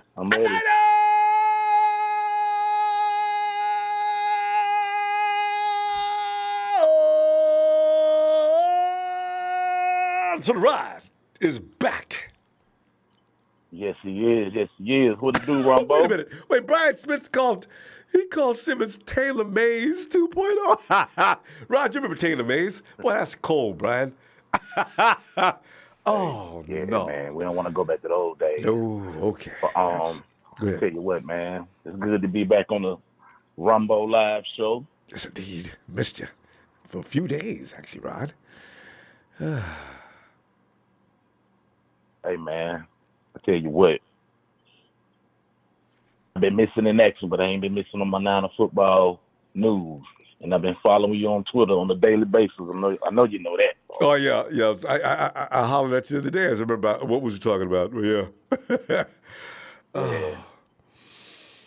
Yeah. But, man, let me go ahead on and get into this thing quickly. All right. I'm going to try to break like 3 different points down before I get up out of here and try to make it quick. Starting with the receivers.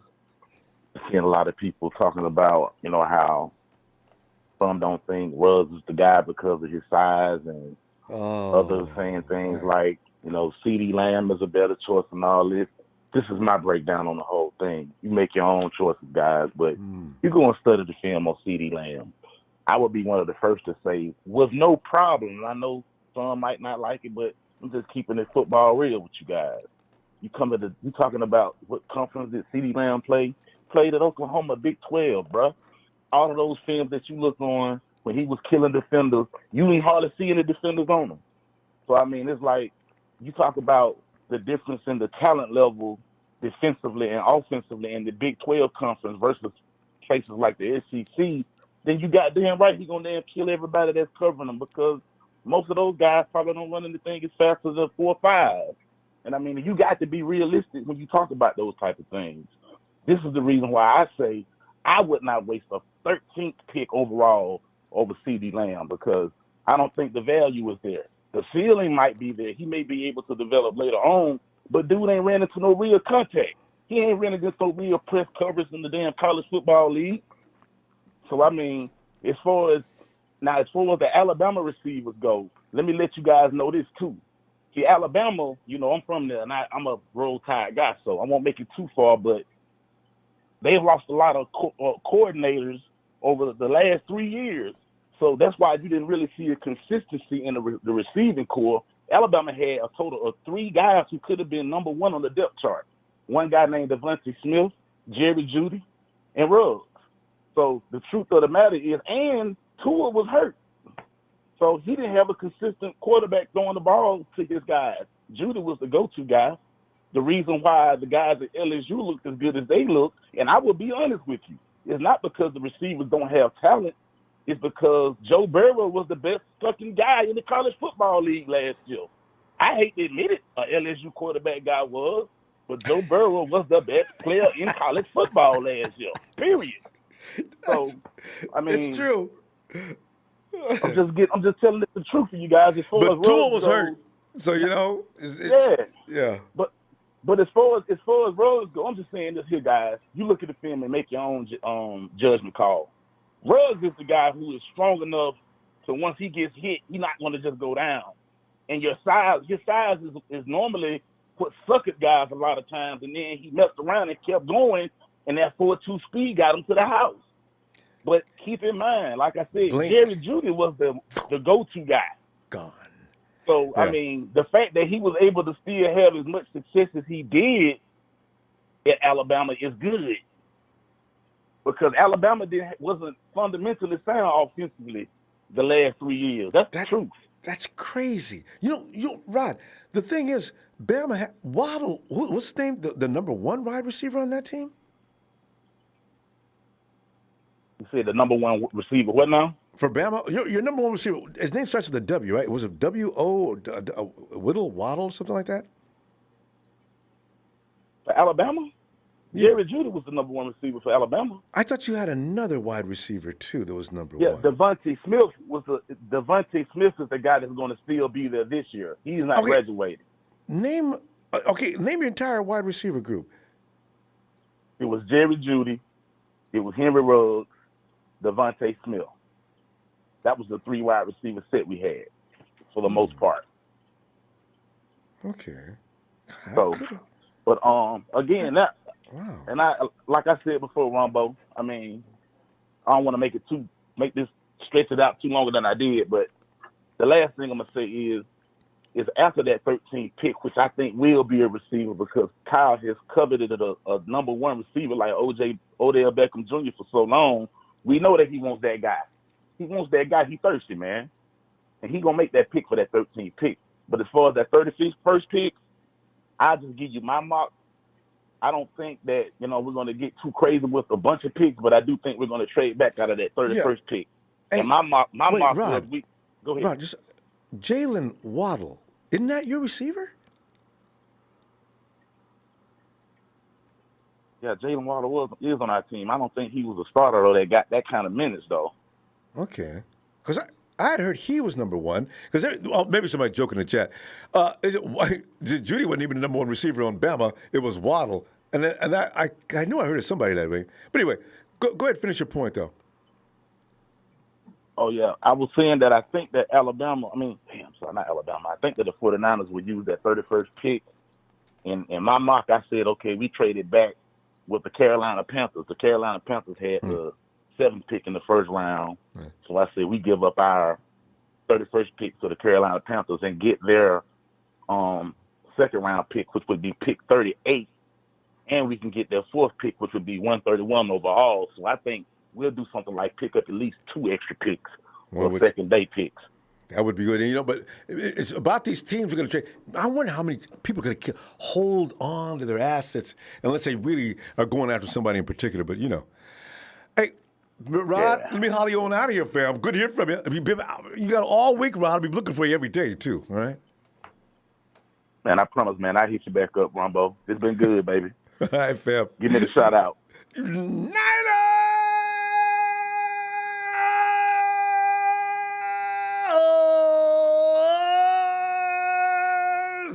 For the ride. Hey, shout out to the Empire. Get back at you tomorrow, Ronbo. Looking for you, fam. All right.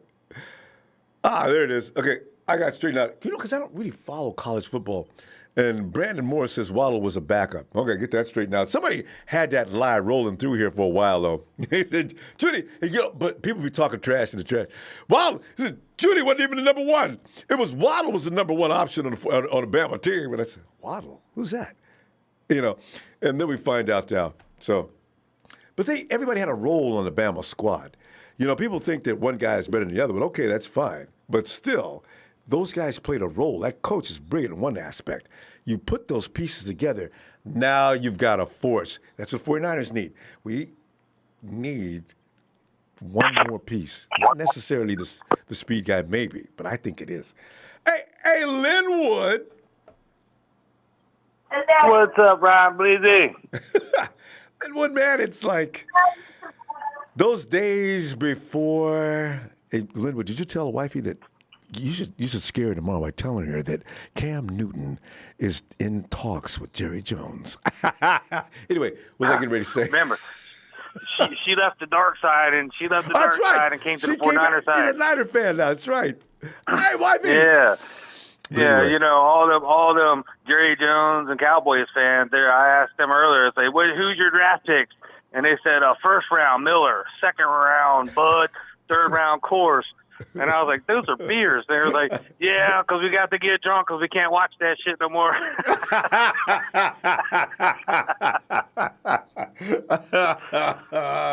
Woo! Hey, because the thing is, Jones is in there making the picks and everything else. He overruns the team. We're lucky, God, man.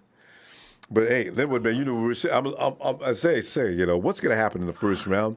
The 49ers cannot trade that 13th pick. I just realized if they're going anywhere with that pick, it ain't trading down and out. It's up because that pick was Buckner. You got to do something with it. Right, yeah, and and it is a premium pick for sure, and there's multiple ways they can go with it. Wow, and it is a tough spot, and who knows? I mean, we got the question in the air. Do we go offensive tackle because Joe Staley? Do we fill the defensive lineman because of Buckner?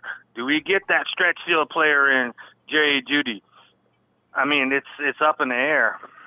I mean, what can they do? You left out cornerback, and there might be one that's pretty good at 13 as well. It's just a really scary thing. Well, there is, but they've never done it in the recent history with this regime. That's true. They haven't done it. So they go line, first rounds from everything that I've seen. Yeah, that's true. It's been tradition with these guys. They do that. Well, last year, lineman, first round. Lineman the year before. Line. Right, yes. Yep. The trenches. They build the trenches, Ronbo. Intelligent. And they're like, all right, we'll get all the tools out that. First and foremost, we got to build the trenches. That's where the real battle begins, and then we'll figure it out from there. Staley and Buckner puts a big damper on specialty tools, what I like to call them. When you put it that way, Linwood, almost automatically, we can assume 13 is going to be used for trenchmen. Oh, no. Yeah, and what's the most available players in the trench right now? Offensive line is more stout this year in the draft than the defensive line. The quality drops dramatically after your top 2 to 3, especially this year, but not offensively. Yeah. So that's why I'm praying that because I think old boy on the left side is going to come back again for one more season. We trade our 13th round pick. Yeah, we trade our 13th because there's going to be a run. There's going to be a run, Jerry, CeeDee Lamb. Yeah, they're great, this and that. I don't think they fit our scheme. Henry Ruggs does to open it up, but we still have Marquise Goodwin sitting there. Maybe. But from what I've seen from our offense, they were going back to the smash mouth football. Our offense is going to replement and back up what the defense does. Bang, bang, Niner gang. And I think they go big, power, and we're hitting in the red zone. We need help in the red zone. trade back number 13 pick to the Miami Dolphins for their 18th pick, snatch up Denzel Mims. Denzel Mims had the same stats as Megatron and Julio Jones. I've heard that comparison. Both of them. He had the stats of both of them. The physicality, acrobatic. He's got that size. He's big, powerful, and in the size, and we need that. If you get him, you don't need a second tight end for a Kittle. You have a Kittle and you put a Mims out there. Yeah. The offense, we already have a slot receiver. We have a slot receiver with great hands and Taylor. Yeah. He's healthy. Then you got the unheard of Hurd. And you got Debo, who I got a feeling is going to take over that offense next year, and that's going to help George Kittle a lot, He's too. a monster. Yeah. Debo's a monster. Then you got our fullback is a monster, too. I mean, we got monsters on the offense. So you give them that big, tall wide receiver, Jimmy Garoppolo. They say, all right, he doesn't have a great deep ball. Guess what? Mims can go get that shit. That's With his my speed? point. Yeah. Oh, this is why I want a speedster Mims can anyway. go up and get it. Yeah. And he runs a 4.3. I know, right? And a 6'6" clone. Can you imagine? He runs a 4.3 at 6'3". Mims may be the target that dude is anyway. a monster. You know? It's funny because Yeah, they're dude, talking about this that guy, dude- this guy, this guy. Mims is a combination of everything you need. He's got that speed that I covet. He's got the size that so many people think is the bee's knees about a wide receiver. He's athletic, and he also likes to block. He even told people, "Man, I like to block." No, yeah, I said, "What?" He's the perfect piece for Kyle Shanahan's offense, whether he knows it or not, to do what they're doing with their offense right now. Where you put all them pieces out there, and then you get them down in the red zone, monster. But if you trade back to Miami to 18th, you snatch him up right before Minnesota or Green Bay, because they're going to get him. Yeah, I know, right? People are talking about Mims because they all want to get him. Look, we ran out of time. Yeah, let me see it all. Ronbo, like always, will do. But we gained the third-round pick. We got the number 1 overall second-round pick at 31. Keep it. Yeah. Keep it. That's the number 1 overall second-round pick. You trade back 13 to 18, you get a third-round pick. Who cares about the fourth? We got 3 fifths.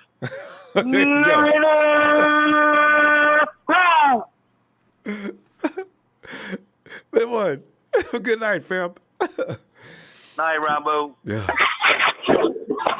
Again, absolute breeze. But you know, 31, as like they say, you don't have to pay 31 big bucks anymore. So, you know, I don't know if they ever did, actually. I didn't pay that much attention.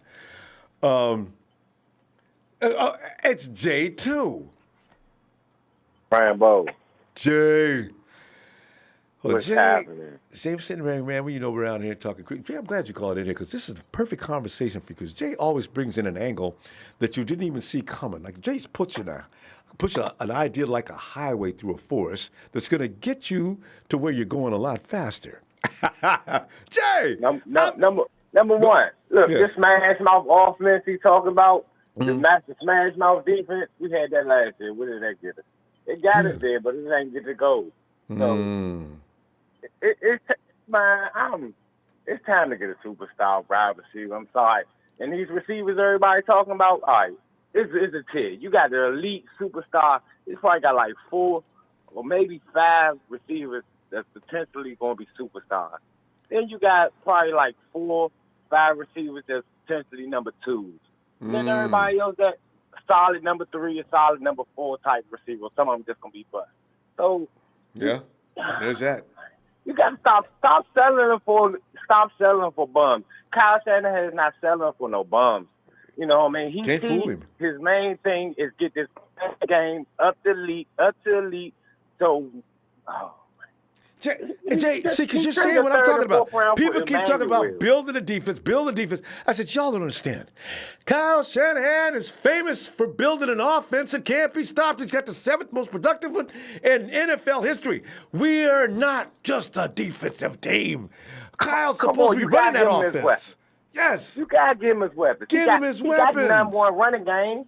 He got his number 1 tight end. We got one solid, number 2 receiver. Okay, so now it's time to get that number 1 superstar. He wanted Odell Beckham like everybody else is saying. He didn't get Odell Beckham, so it's time to get Judy, Ruggs, or Lamb. And then just talk about Lamb. He don't.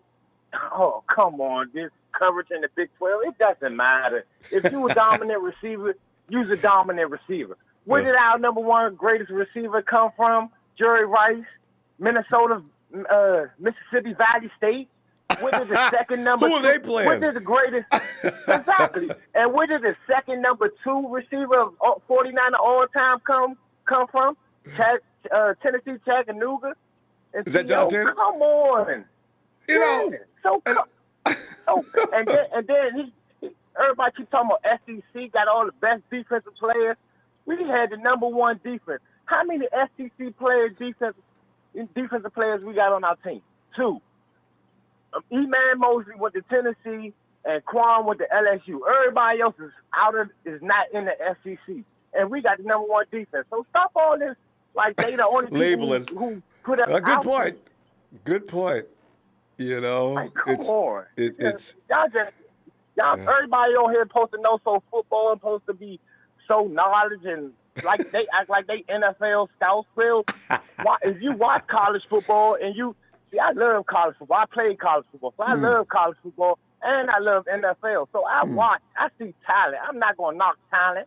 Talent is all over college football. It's just not in one division. That's a good point. Very good point. Hey, what school did AB go to? I wonder. I don't even know. Yeah, I got a feeling AB. We would have, because if you go to the schools, SC and all the schools that are known for football, I don't remember his name. Me either. It wasn't no top school. I'll tell you that. So, you know.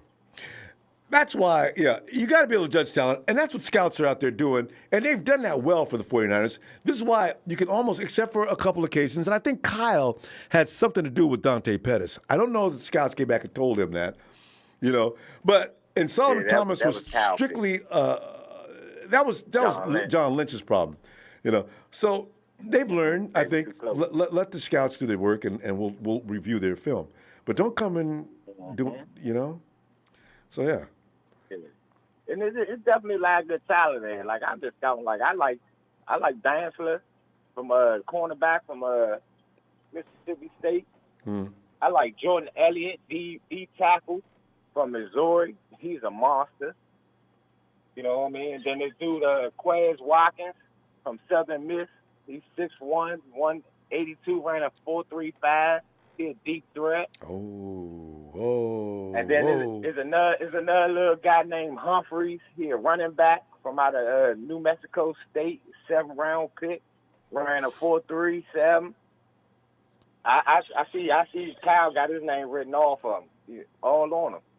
But it's nice little talent out here. Because he'll see guys that nobody's paying any attention to. Because I didn't know who I heard of Joe Williams from Utah, but I didn't know he was going to be on the team. And Joe Williams did fail, but still.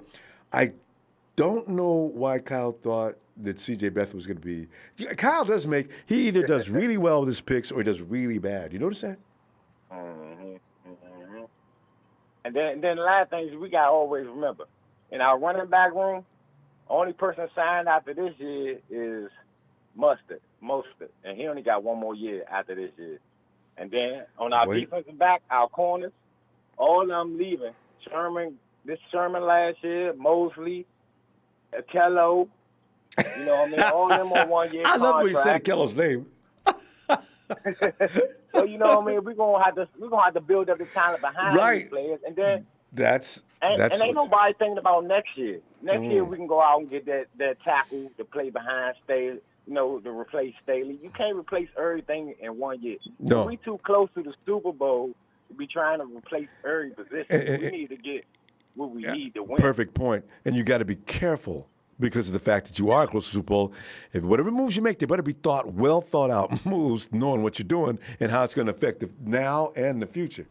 Jay, we go roll, fam. Great point. Stop judging players in their conference because that's it. It'll get you in trouble. Talent all around. Good point. All right.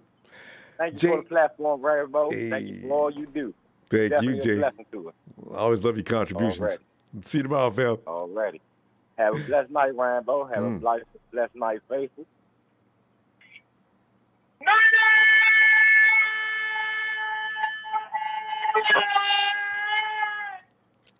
Bang, bang, Nana gang. Let's get it. And there goes Jay rolling down the road in that big rig. Be careful, Jay. Alrighty. Have a blessed one. You too, man. Hey, could that be? It looks like. And now, we roll our attention to the Duke. Big Steph out of New Mexico. Hey, Steph. I haven't talked to you in forever. Ronbo. Steph. Steph, man, how you doing? I just realized something, Steph. Did you graduate this? Are you graduating this year? Or did you graduate last year? It was this year. Yeah. We've been talking to Steph since he was a freshman. That's right. Freshman 4 years, Ronbo. It's been crazy. Man. Well, Steph, it's good to hear from you. You know, as of you know, tonight it's like a few days before everybody gets their question of who's going to be drafted at 13 answered. Steph, are you prepared to be absolutely on target with whom you want, or have you set yourself in a position where you can handle no matter what happens and still be happy about it? It's scary. I think this draft class for wide receivers is like, I mean, it's limitless to who we could get. So I'm not going to be mad. I don't think there's a way you could be mad if you get Ruggs, CD, or Jefferson or the others. You know what I mean? So my personal favorite is CD Lamb, just because I feel like the players we have now are pretty close to Ruggs. Like Richie James is like that kind of speedster guy that I feel like we could utilize. But when I think about CD Lamb, I feel like CD could come in here and be what Dante was supposed to be for us. I think that's what Kyle would envision. So there's Dante. CD, we mentioned Dante's name more than any other. Dante and Solomon. We talk about those two guys for entire programs. And that's hilarious for not good reasons, though. How do we talk about? Yeah, I mean, they're hardly on the field showing us anything, but their name somehow pops up all the time. So I don't know, but Jesus. I think CD would be the nice way for Kyle Shanahan to tell Dante goodbye. let CD beat out Dante. I love Dante. I hope. I did too. I had him on my mock draft. I thought he was going to be good. Yeah, I think he can be, but I don't know. I mean, if you have other wide receivers that could just fill that role quicker and more efficiently without getting injured or whatever the reason why he wasn't playing, nobody knows.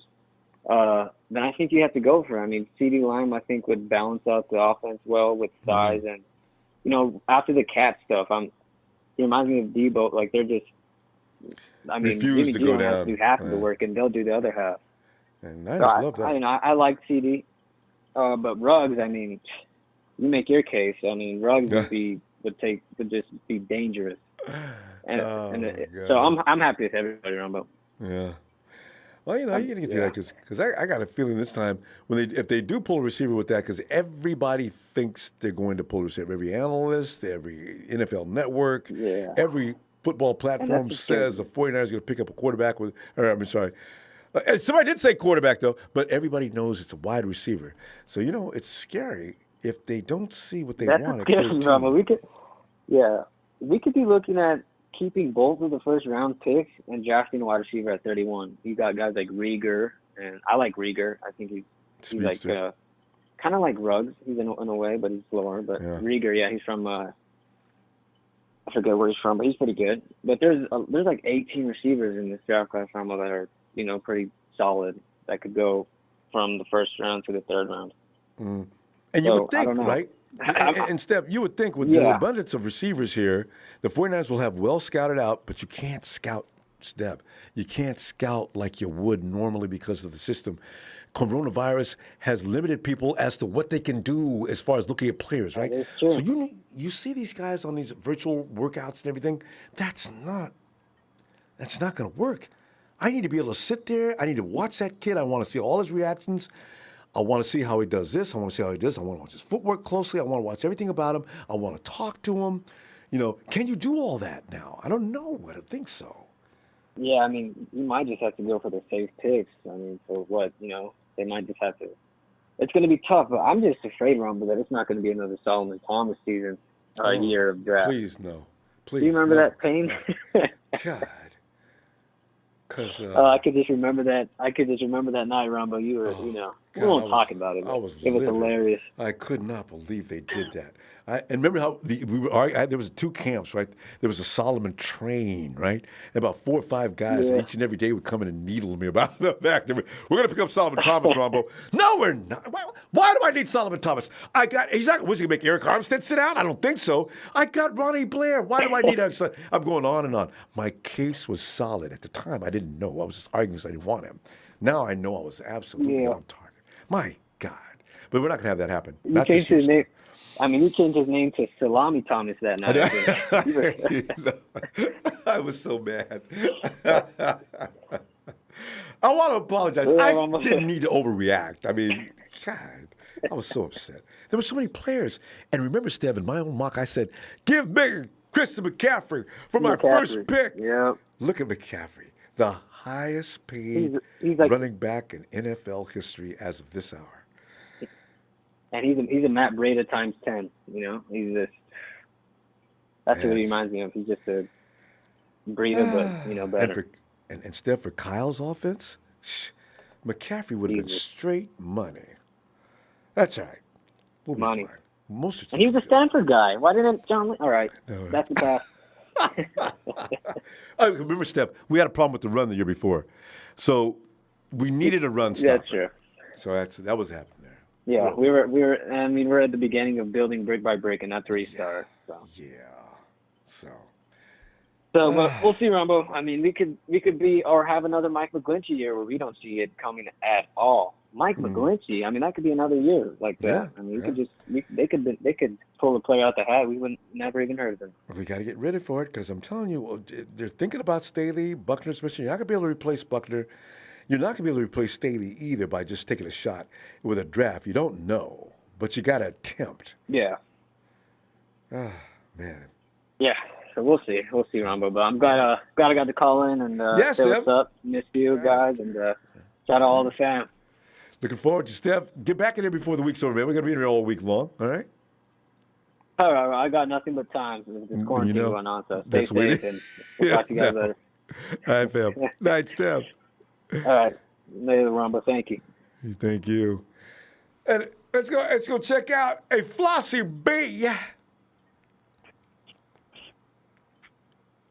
Ronbo, what's good, fam? Flossie, man, everything's good. That's the problem right now. Everything. It's like you go to a banquet. You want. I mean, every dish out there. There's about 20 dishes in this particular buffet, and you won't eat all of it. But if you do, you could kill yourself unless you're Mekhi Becton.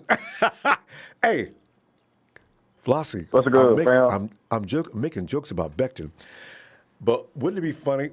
Mekhi Becton is fallen in this draft due to the fact that there were some issues with his he had something diluted, his samples diluted or something. The 49ers pick with the pick number 13, and we're sitting there waiting for that wide receiver's name. Mekhi Becton of Southern. Whoa! No! Whoa! Wait, it's a mistake. You got To be honest, Rambo, I wouldn't be just totally mad with it. You know, I wouldn't either, but I ain't just be totally mad. But we got the plate is set up to put that. You got the vegetables on the plate and everything. You got your bread. We're waiting for the meat. Mekhi's got too much meat. I want a wide receiver. But Flossie, were you on board for a receiver the other day, or did you want something else? I forgot what you said. Nah, I've been saying receiver. Oh, okay. But, I'm CD for the TD, man. I ain't gonna lie, man. Hey, all right. I'm CD for the TD. But Lamborghini. As somebody already called him. But or Lamborghini. But to be honest, man, Ronbo, I can't get. I mean, with 13, of course we got to go CD Lamb. But if they not there, if CD, Ruggs, and Judy gone, then we got to trade that pick, man. We're gonna have to trade them. But you remember, I forgot. You got to remember the one thing I forgot. We got a feedback. I was wondering who that was. It's me. But Flossie, your speaker's on or something. It's getting feedback. Okay. My bad. Anyway, Flossie, what I was saying is we use that pick to trade Buckner. You almost have to use it. Yeah, you almost have to use it, but it's not a must that we have to use it. You see what I'm saying? We almost have to use it. Unless you but get of 2 course, picks. again, if Judy there, we get him. Ruggs there, we get him. You know what I'm saying? We get him. But to be honest, Ronbo, I was thinking about we got a fast receiver. We got Goodwin. We got Trent Taylor. He quick and fast. Short distance. He's not no fast receiver, but he's short. He real quick and you know what I'm saying, fast. I'm thinking Cal want a big receiver, Ronbo. I'm thinking Jimmy like to throw them raps that's 10 to 15 yards over the middle. Mm-hmm. Debo, he go and get them. He's 5'11". He do go and get them, but he do drop a couple balls because Jimmy not just always accurate all the time too. You see what I'm saying? So I'm thinking if Lamb and Ruggs and Judy gone at 13, we trade down to about 18, maybe even 16 with Atlanta. Yeah, that'd be better. And then, Atlanta made it public the other day. They said they are not. They want to trade down. Exactly. Yeah. They want to trade down. Trade up, down. We trade with Atlanta. We trade with Atlanta. We get Mims. I like Mims. Or we can either go even with Jefferson. It really don't matter. But I'm preferring Higgins. He's quality. Or Mims. Actually, yeah. Higgins or Mims. That's if we trade down from 13. You see what I'm saying? And we otherwise, yeah. But this is what we're talking about: contingency plans. What do you do with 13? Now, John Lynch, if all the guys that you want have been smoked out of that draft way before 13. I'm going city for the city, man. I ain't gonna lie to you. I'm going city. I can't lie to you. I'm going city. Do we have any capability to trade up? We don't. I don't think we do, man. I don't think we do, Rumble. I'm thinking we're going to stay at that 13 or we either going to trade back if with the players that we ain't liking ain't there. Because we ain't finna get no cornerback right now. And not at 13. Nah, we ain't going to do that. Unless it's so we all know we're going to trade 31. We all know that. The whole empire know that. Yeah. We're going to trade 13 and get piled up a couple more picks. And then I'm thinking we're going to go DT, cornerback. We need a tight end. What do you think the Giants want for Evan Ingram? That rumor is probably going to pick up. It's growing legs, Flossie B. I don't know. People are still talking about that. I saw it. I glanced over it because it's one of those ones I felt like I didn't feel wasting my time reading it. But everybody's talking about that, and they read something I probably should have. Ingram? On the plate. If they want peas on the plate for Ingram, yeah, we'll take them. With a drop of a hat. Yeah, we taking them. But if they want Spurs, let Ingram ride. You know what I'm saying? Because we still got to pay Kittle. Yeah, we're not. We can't pay Kittle and Ingram. Hell no. See, that's what I'm thinking. How do you? What does he want? I mean, Ingram's agent. I don't know where's the money going to come from. That's why I'm saying these kind of picks or draft trades. That's why I keep saying people say, "Bring OBJ, bring this dude, bring this." How you gonna pay him? We having trouble now. Kittle, man. Hell no. Yeah. We ain't bringing no damn OBJ and all this shit. Hell no. We ain't bringing none of them damn OBJ. players. What's he talking about? 20 million? No. So we all know we got to build through the draft. You all know that we got to build through the draft. Yeah. Man, we don't coach these young players. We already got a championship Super Bowl team, man. We don't need too many damn pieces. We just need about 4 pieces. and you don't need to pay through the nose for nobody, no free agent. Not now. Hell no. That's why we did it through the draft. Yes, Flossie, always good stuff. I'll tell you what, I'm going to see you tomorrow, all right? All right, I appreciate it, Ronbo, man. Yeah. Nation, stand up, man. We're going somewhere. I appreciate y'all opinions, man. I'm liking what y'all saying, too. And Ronbo, man, appreciate you, man. I hope y'all have a good night. And everybody stay safe, too. Too, Flossie. Oh, back at you. Touch him back at you. Touch him out. And here he comes. The man that I call Leo. Hey, what's up, Ronbo? Gosh, Leo, we're setting up, get your crying towels, get those out of the laundry, and, temper expectations and whatever, and trust your leaders of your franchise by saying things like, whatever they do, I will embrace, and I have faith that it will be all right. Chanel, in the real world, would say, they've got to pick my pick. Don't go off half-cocked and do the wrong thing, John. I want my guy. So, Chanel, what I want to know is, how are you feeling at this hour as to what to do with yourself on draft night should your hopes and dreams be dashed to bits? What we should do is take a look at, how about them cowgirls? How about them Seacocks? How about them Lambs? And last but not least, how about them Oakland, Las Vegas Trader Raider Joes? Oh, man. These teams make me laugh. Hey, but those Las Vegas Trader Raider Joes, they plan on taking Jerry Jeudy away from us. And the Broncos are planning on coming to get us. Oh, by the way, though, the good news on the Dallas Cowboys is, latest word has Jerry Jones saying, if Dak thinks I'm going to pay him $40 million, he's been smoking some real low-grade dope. I'm not paying him $40 million.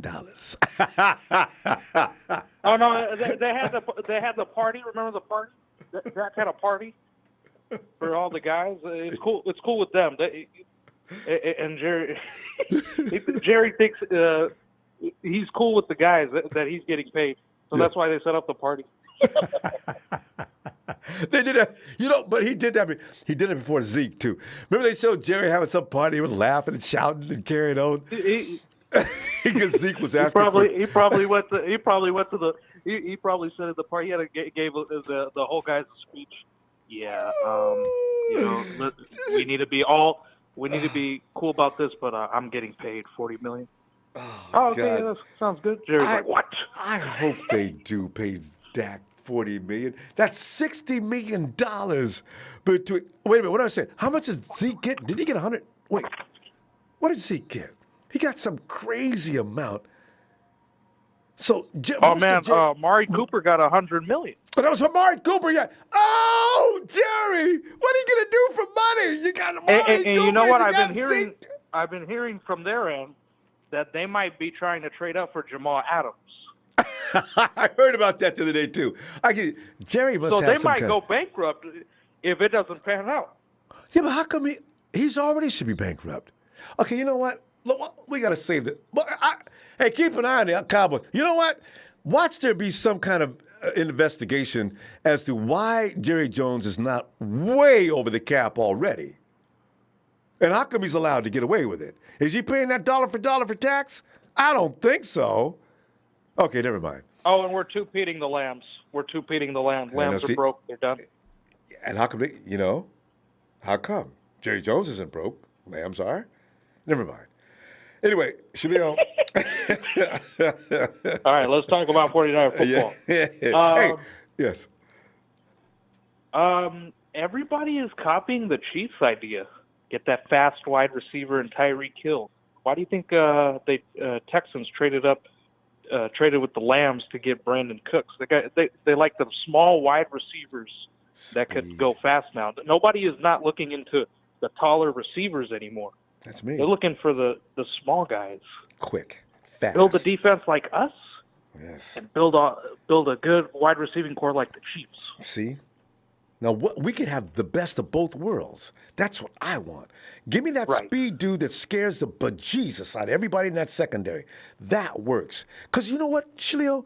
You can get a great wide receiver. He just tears ass. He runs great routes. He's got great hands. There's a defensive back in the NFL that's going to shut him down. You can't shut down speed. And you can't teach speed. Right. You can't. That's right. So I think we should go for a guy like Ruggs.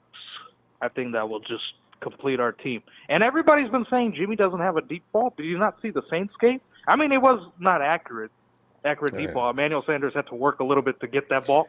Yeah, but he has Jimmy's a deep put ball. Some more on it. It's just going to be a matter of fact if Kyle trusts him to throw that deep ball, to consistently throw that deep ball. We didn't see the deep ball a lot this year. It was just a learning. I still think Jimmy was getting over that injury. You know what? I've seen him throw better than that. When he was in with the Patriots, I seen him loft that ball downfield very well. I don't know. Let's see next year. Oh, we'll see. See next year. Even Travis Kelce said it might be a rematch. Well, you want to know why it might be a rematch? Because the pandemic going on. You got to learn the playbook. Everybody's learning it. All the new coaches are coming in. Rookies, especially if you got a team with a bunch of rooks or new players brought in. Yeah, that's a problem. And everyone's still learning. Even the Giants, they got a new coach. They're gonna be not that good. Even the Cowgirls. That's even. Cowgirls got a new coach. He might want to install his own. McCarthy might want to install his own playbook, and they got to learn that. All our guys are pretty young, and they already know the playbook. So. Well, Kyle's going to alter some concepts because, these other teams are already sitting on what he's doing, right? So some things are going to change, but only a little bit, right? So, yeah, the 49ers do have an advantage in that department. Really do, both on offense and defense. And we only lost, 2 key guys? Yeah. Sanders and Buckner? Big impact guys, but still, we don't have guys who need to learn a lot. Yeah, we do have an advantage there. The Chiefs do, too. You're right. And the Chiefs that ties it all up, right? We don't start the season off. We hit the ground running. Both teams. Exactly. It's just gonna depend on how well the other teams do. That's all it is. And our division, it will be getting tougher. Seahawks and the Cardinals, 2 good running quarterbacks. Russell Wilson, we started to get him, but we got a new guy, Russell. How old is Russell's 32, 33 next year?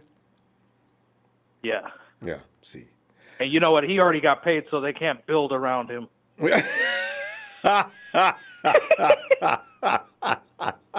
gave him all the money. Pete Carroll's like, but Russ, we need some of that money to build around you. Can we restructure? Restructure what? Your contract? I don't think so. Russ, take one for the team, Russ. You're going to still get the same amount of money. We're just going to change the wording and move some dollars around here and there, all right? Listen, I told you, you know what? You had trouble signing me, right? And I told you I gave you a deadline to sign me, and you made it. Don't mess with me, man. I'll come up with another deadline. Creed! God! All right, Shalil, Shalil, you and I, we love to talk about other teams. We got to do a video and just talk about other teams. Shalil, we need to do that, actually. Shalil, you on social media? Yeah. What is your name on social media? Have we friended up each other already? Yeah, I follow you on all your media accounts. Hey, DM me. I'll send you a message. Yeah, Ronbo, it's me, Shalil. Because if you don't use Shalil, I'm not going to know. Yes. All right, fam. We're going to go, Shalil. Talk to you later. Talk to you later. You have a good night. Thank you for the platform. Shout out to the Niner Empire. Thanks, fam. God, I don't know why. I do enjoy talking badly about other teams with Shalil. That's just too much fun for some. We get carried away, don't we? Santana! What's up, Ronbo? How you doing? Santana, man. How you doing, Ronbo? I'm doing as well as the guy's going to do, knowing that he's got 3 more days to relax until that 4th day when all of a sudden, all right, the 49ers on the clock. Oh, God. Oh, man, here we go. Breathe. Everybody breathe. We'll be okay. We're going to make this. Oh, no commercial break. No. Okay, see, got to calm down. Got to take it easy. Relax. Ride a bike, a stationary bike while you're watching. You can keep your mind off it. Relax.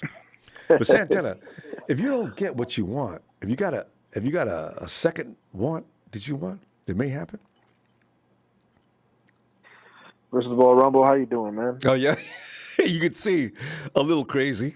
I'm all right. How you doing?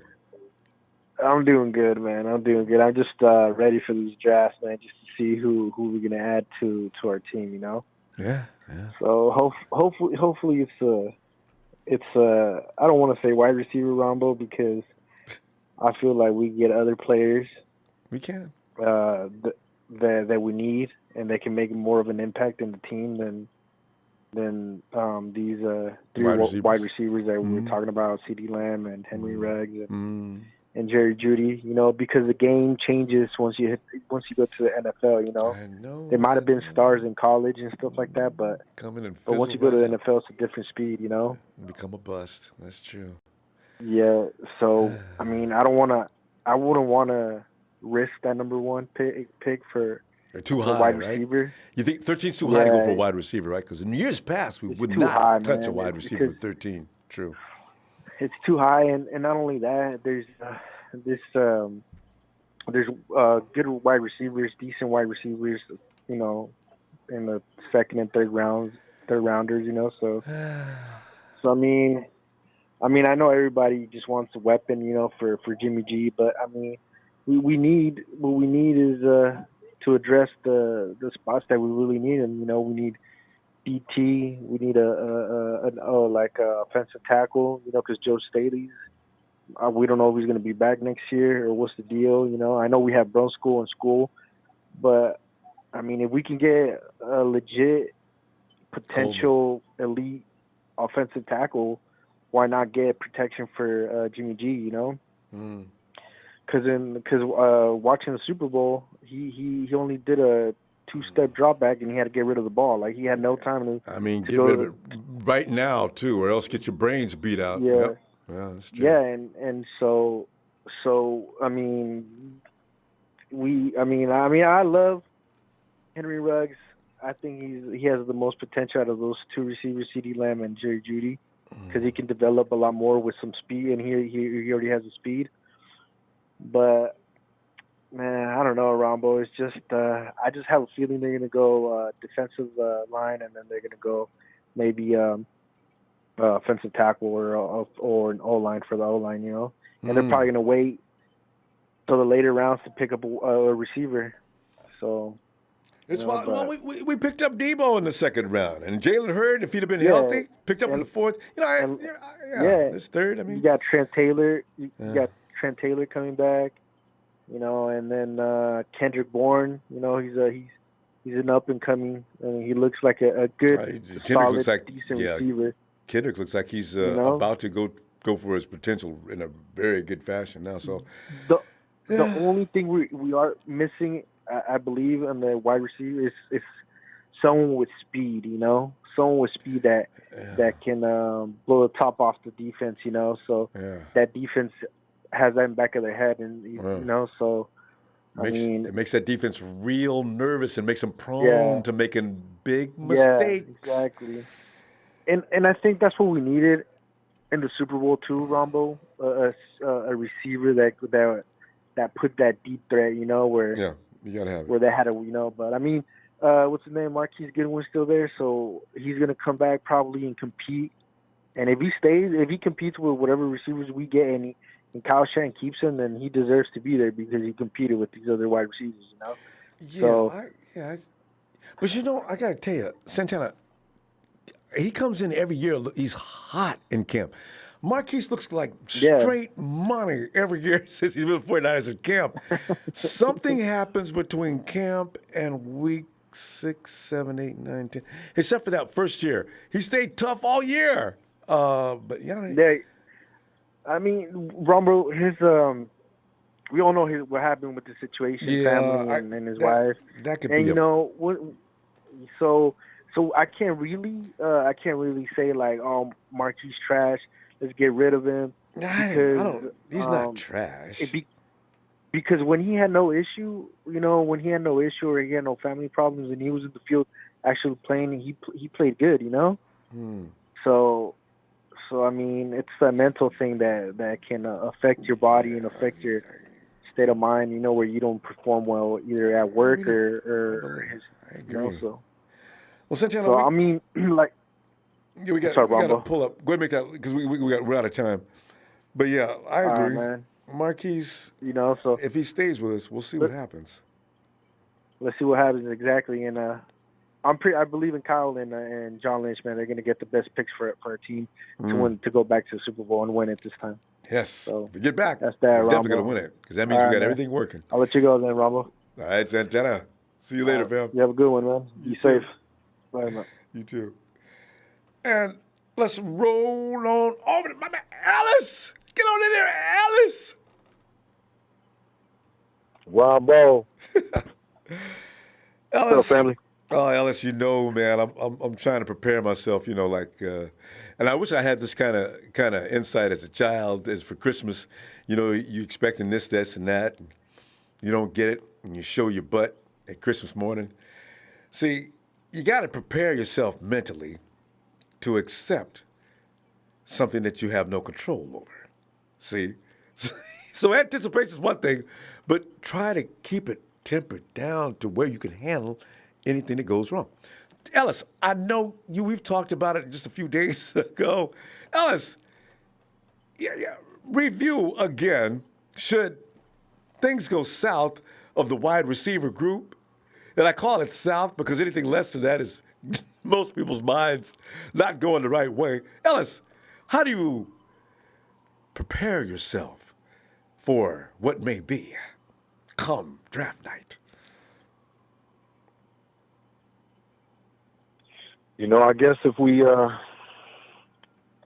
end up not finding, I doubt we're going to get a defensive lineman, a defensive tackle. If we don't get the receiver, I don't think we're going to try to even stay in that 13th. I think we're going to trade it off and we're going to try to do some other things. It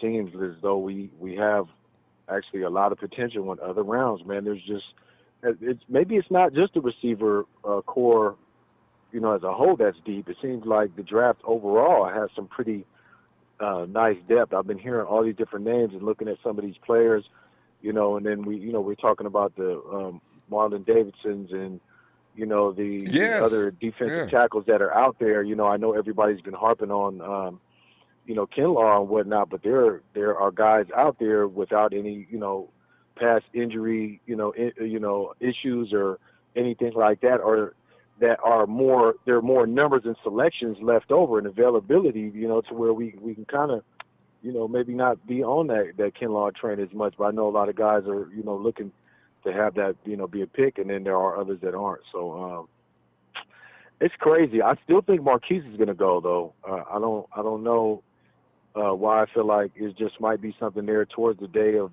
the draft between him and Dante.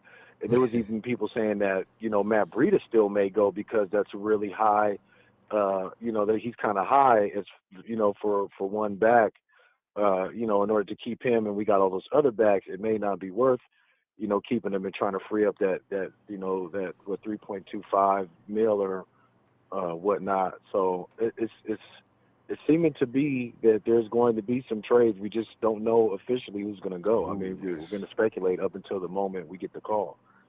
I'm still going for Henry though. We need Ruggs. You know what I mean? And I agree. I don't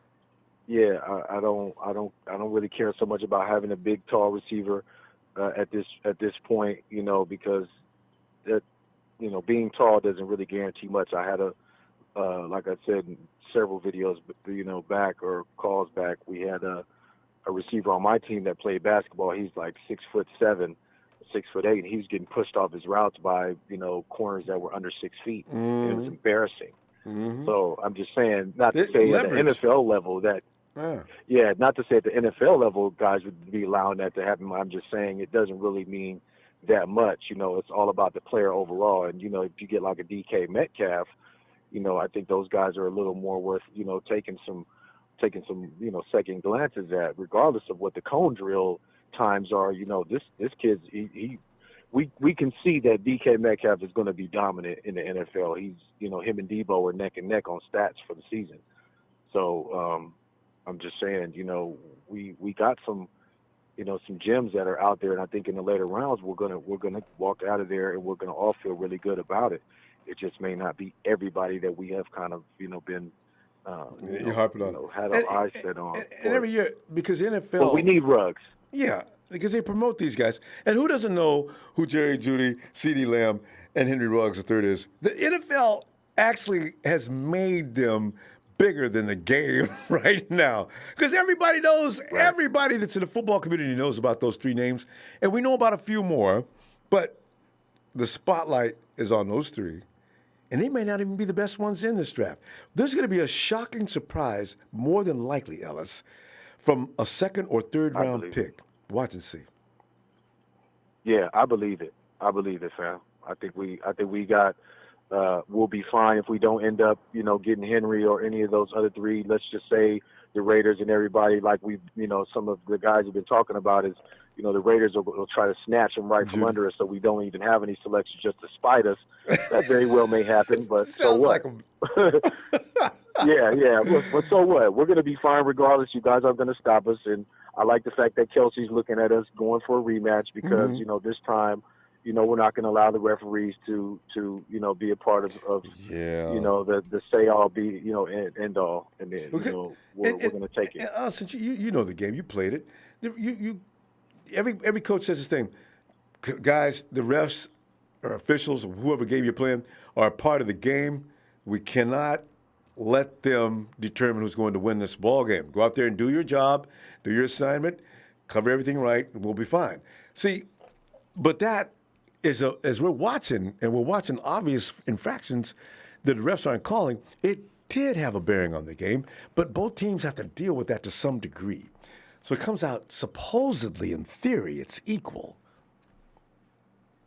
Yeah, I heard somebody arguing about that. They were saying that there was a couple of holds on us there in the Super Bowl, and so they were saying, so it was just us that was holding, and not you guys at all. And it was I seen a guy do a video, and I'm just thinking like, look, if we want to be honest, of course there's little infractions here and there, but if you want to compare the amount, and then also them having the referees on their side on top of that, and given our small minor mistakes that made a big impact.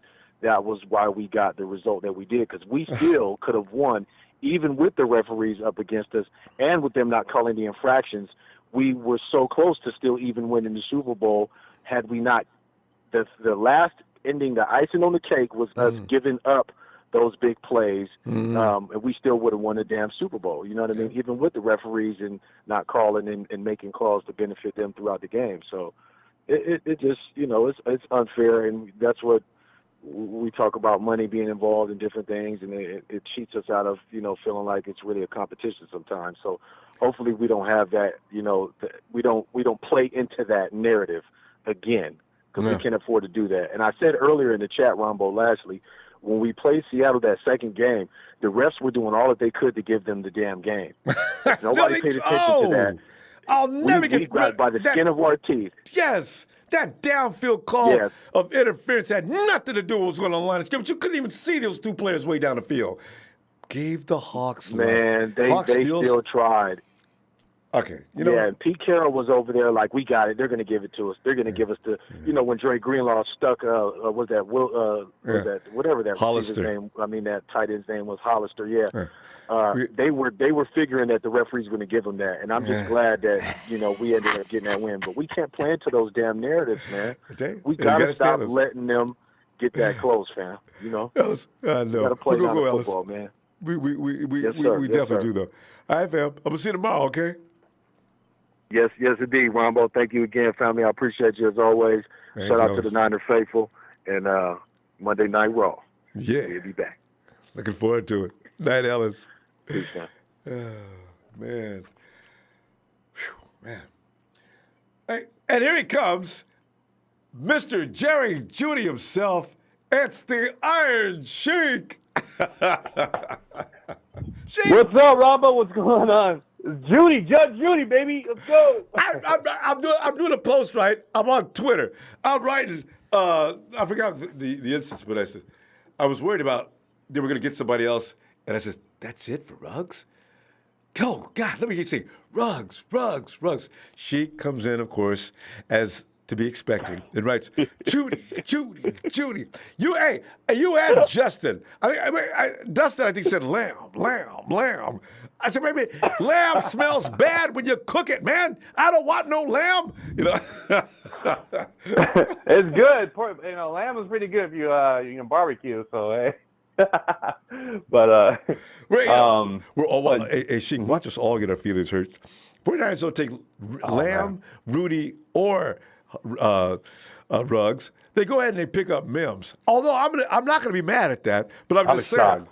since we got it all figured out. I'll be shocked. That's reaching, but yeah, I'll be. Well, you see, that's I'll be the a thing. big shock about. You use 13 to move down to 15, where the is that where the Broncos are? Broncos, yep. Yeah, you move down to where 15, they're at. and Mims, you can definitely get him at 15, and it's not a bad position to get Mims in. At 15, it's okay. That's halfway through the order, right? And you can pick up another pick as well. So the 49ers would have draft down to 15. All right, you guys want Ruggs? Go ahead, cry babies. But listen, we want your pick. We're going to take, of course, and we want a third round. Okay? All right. Right. We'll do it. They will. Let's get a third round back, Rombo. You know? And get that 31 and see if we can get a 2. Yeah, there's ways to get picks. Yeah, there's ways. But like the other caller from earlier today said, he said that there's not a lot of key misses. There's a few key, like the wide receiver, corner, and a defensive tackle, and maybe a right guard. But you can get the right guards later on. You can get the defensive tackle later on. Corners, there's some talent in the corner. You get that later on. Then I do not want C.J. Henderson. I don't want him. And then I just see like Mariucci's mock. I guess all the media guys in NFL Network. He picked C.J. Henderson for the 13th pick, and he picked the 31st T. Higgins. And T. Higgins is also another guy you got to look at as well, Rombo. That he could potentially be in the 31st pick. Mims, he's in the late 20s, but I think Justin Jefferson's getting a little more. His ranking's going a little higher. I like Justin Jefferson, but I rather. Honestly, get that offensive tackle. If those 3 guys that we all love are gone, you got to get an offensive tackle. So I was thinking about it, I'm like in the calls and talking about Staley and this and that. I was like, well, Mike McGlinchey play a little bit of guard when we needed him. How about we just put him in the right guard? McGlinchey? Pick up an offensive tackle. Yeah. Oh, no. He's not good. I know. Yeah. But it's like the running attack. It's for the time being until Staley's gone. And then you just move them to the other side. Or get the rookie. You heard right. They want to keep McGlinchey at right side if they can. I prefer that. Don't get me wrong, but yeah. But if they did something crazy like that, then I would I might consider because of the nice offensive line, but I really want my wide receiver. I don't know why Mariucci picked. He had Kinlaw because all the 3 wide receivers are gone. I was shocked. I was like, Mariucci. Listen, remember one thing about Mooch.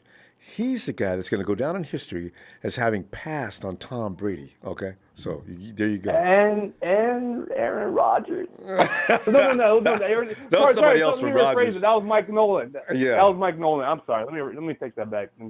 But yeah, Tom Brady. You're right. Yeah. So yeah, Mariucci's. I was like, man, Mooch, come on, get it together. I preferred those 3 wide receivers, but if Kinlaw and all the 3 wide receivers, Kinlaw and the offense, I might consider with the Kinlaw. I'll be honest. Then you could get that wide receiver later on, but there's other ways. Just so my head is like spinning, Rama. I'm like, okay, what happens if it goes like this? And all these. This is only Sunday. Yeah. 4 days, Ronbo. Well, 3, because the 4th day, you're just going to be a basket case from the morning until the draft, right? So, basically 3 days you got to endure. 4th day is like pins and needles time. It's over. The discomfort starts as soon as you wake up. Oh, here we are. God, this is it. Oh man! And you read, and you know how much news we're going to get between now and then, Sheik? The reports, the nasty, aggravating, antagonizing reports. They're going to be up to your neck every time you open up your device to read what's up now. There's going to be something on it you say, "Oh shit, what? Really? No, that can't be true." And so your favorite words, that can't be true. Yeah. Like the quarterback situation. I could see that's one around. Like that Love guy, Jordan Love. I could see him. Oh, yeah, they might go get him in the 13th pick. Oh, they might get the guy, the next guy. I'm going to hear some dumbass stuff like that. Or the other one is, oh, Marcus Goodwin's going to the Cowboys. I was like, wait a minute, Right. hold up. That's We're the not day. going to trade with the Cowboys.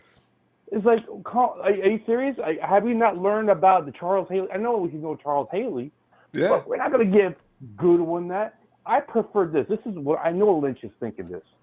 Because the Cowgirls want Christian Kirk or Goodwin. Let them go get Christian Kirk. That's on our behalf. Because they say remove one of those guys in our division. Christian Kirk.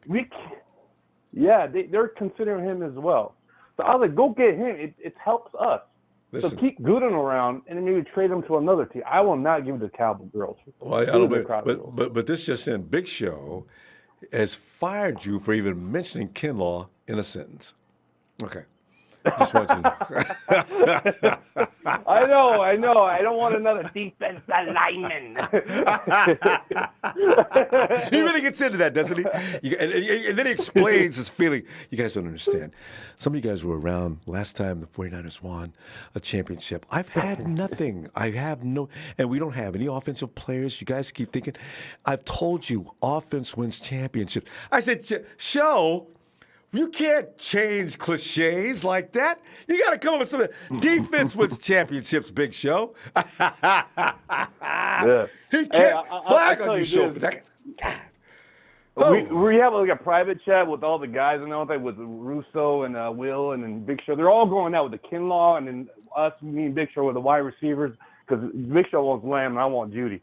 So Really? Does everybody want defense? Trying to convince them. Will and yeah. I know Will does. Russo too, huh?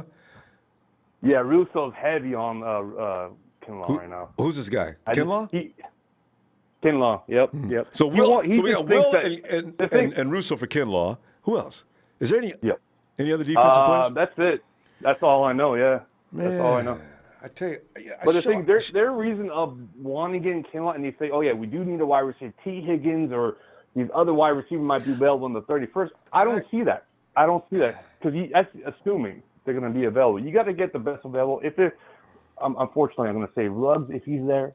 No, you got to prioritize. Judy, Lamb, you cannot pass on him. Yeah, you can't settle for things, either position. And that means defensive lineman, too. Don't settle for a guy just because you couldn't get him earlier or get a better guy earlier. That's how you hurt yourself. You go ahead and you get the wide receiver if you can early. If not, okay, now you settle for a defensive lineman. You and I think they're going to go the opposite direction, of course, but they're wrong. Yeah, they're right. Unfortunately, I love saying that. They're right. Yeah, you're right. Me and you, Ronbo, we've been back and forth for years about the Solomon. You wanted Corey Davis. I wanted Solomon. Obviously, Solomon times didn't work out. But me and you have back and forth, but now we agree on both sides. We need a wide receiver. Well, and you see it now because you've been against the wide receiver for years. No.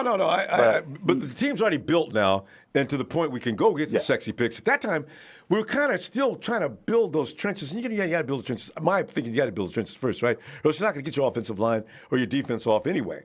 The secondary benefited from last year from a great defensive front. They're one of the best in the league. Their offense did very well because we had a solid run game and pretty good offensive line play. We could run the ball like crazy, but our wide receivers still struggle a little bit. And the time is right. Get the premier wide receiver. And the only way you're going to do that is you got to go early. You can't wait. You got to get him as soon as you see him, because we got lucky with Deebo Samuel last year. Deebo's a gem. That's all they talked about in the combine, because every team is, this guy's Levi Shenault. He kind of reminds you of Deebo Samuels, and pretty much every team is looking to get their own version of Deebo Samuel. And I'm laughing as I'm watching. Everybody wants their version of Deebo Samuel? Yeah. Really? Yeah. Okay, so you see the combine, you've seen it. Because we're now the standard for everything. I love it. Brandon Ayo. That's another one. Brandon Ayo is another wide receiver. But Ronbo, let me also just say this. We're looking at tight end right now, and that Ingram from the New York Giants. It's actually really trending. Okay, if you do it 10, 15 seconds, because otherwise we got to save it tomorrow. Go. Yeah. I'll just say there's another tight end that we could get in the Notre Dame. His name is Cole Kmet. Check him out. He might be available on the 31st pick if they want to do a dual tight end. But anyways, Ronbo, shout out to the chat room. Ronbo fan club and faithful. Hit that like for Ronbo Sports. We got 3 days. Empire, we're in this business because we're Super Bowl bound and we're gonna win it soon. Hey, Ronbo. Shout All out right, to the Phil. chat. Appreciate you, Sheik. Thanks so much. See you tomorrow. Oh, man. What? This is only the beginning. 3 days. You've got to hold it together, keep your nerves down, work out, get sleep, eat right. This is kind of, because you can lose your mind. I mean, you really could. Because like Sheik says, we're a team. We came to the door. We knocked. Well, next year, we're kicking that sucker down. Ain't gonna be no repeat of next year because we overachieved this year, and we got to keep. And I'm pretty sure the 49ers know that. We got a young team that got way farther than I thought they would, and they did well. That game, it took the Chiefs 4 quarters to get the 49ers. So you got to be careful. Don't do the wrong thing. I didn't want to lose either Buckner or Sanders. I wanted them all. I wanted everybody back. Let's run it back. Let's do it again. Let's get it right. I got a feeling Jimmy G's going to look a lot different this year. If for no other reason that he's had a year to be back in the league and get himself back together again, and we'll be fine. We'll be competitive, no doubt about that. So, and it's really funny. I don't want to get anybody excited about this, but there's talk that the NFL has every intention of not only starting on time, but fans will be in the seats. Now, I'm not sure if there's going to be some kind of... Santa Clara's already said, 49ers, y'all ain't playing no ball in here, not with no full house full of people, until November. That's in Santa Clara. Its administration is saying that now. But if this virus does what it should do, if it's a seasonal misery, could be gone over the summer months due to some theories about how these viruses work. I don't want to get into that because I don't want anybody to think that but I'm just saying there's a good chance that the 49 football season could actually start on time and maybe in full scale, probably with there's going to be new things put into place. So, I mean, you probably got to go through some kind of detector as you enter the stadium or something like that if they do try to start it on time. But football season could be a go. But let's talk more about the draft tomorrow because that is what exactly going on right now. Fam, I can't wait to see you tomorrow. Hit that like, fam. Don't forget to hit like. Have a great night.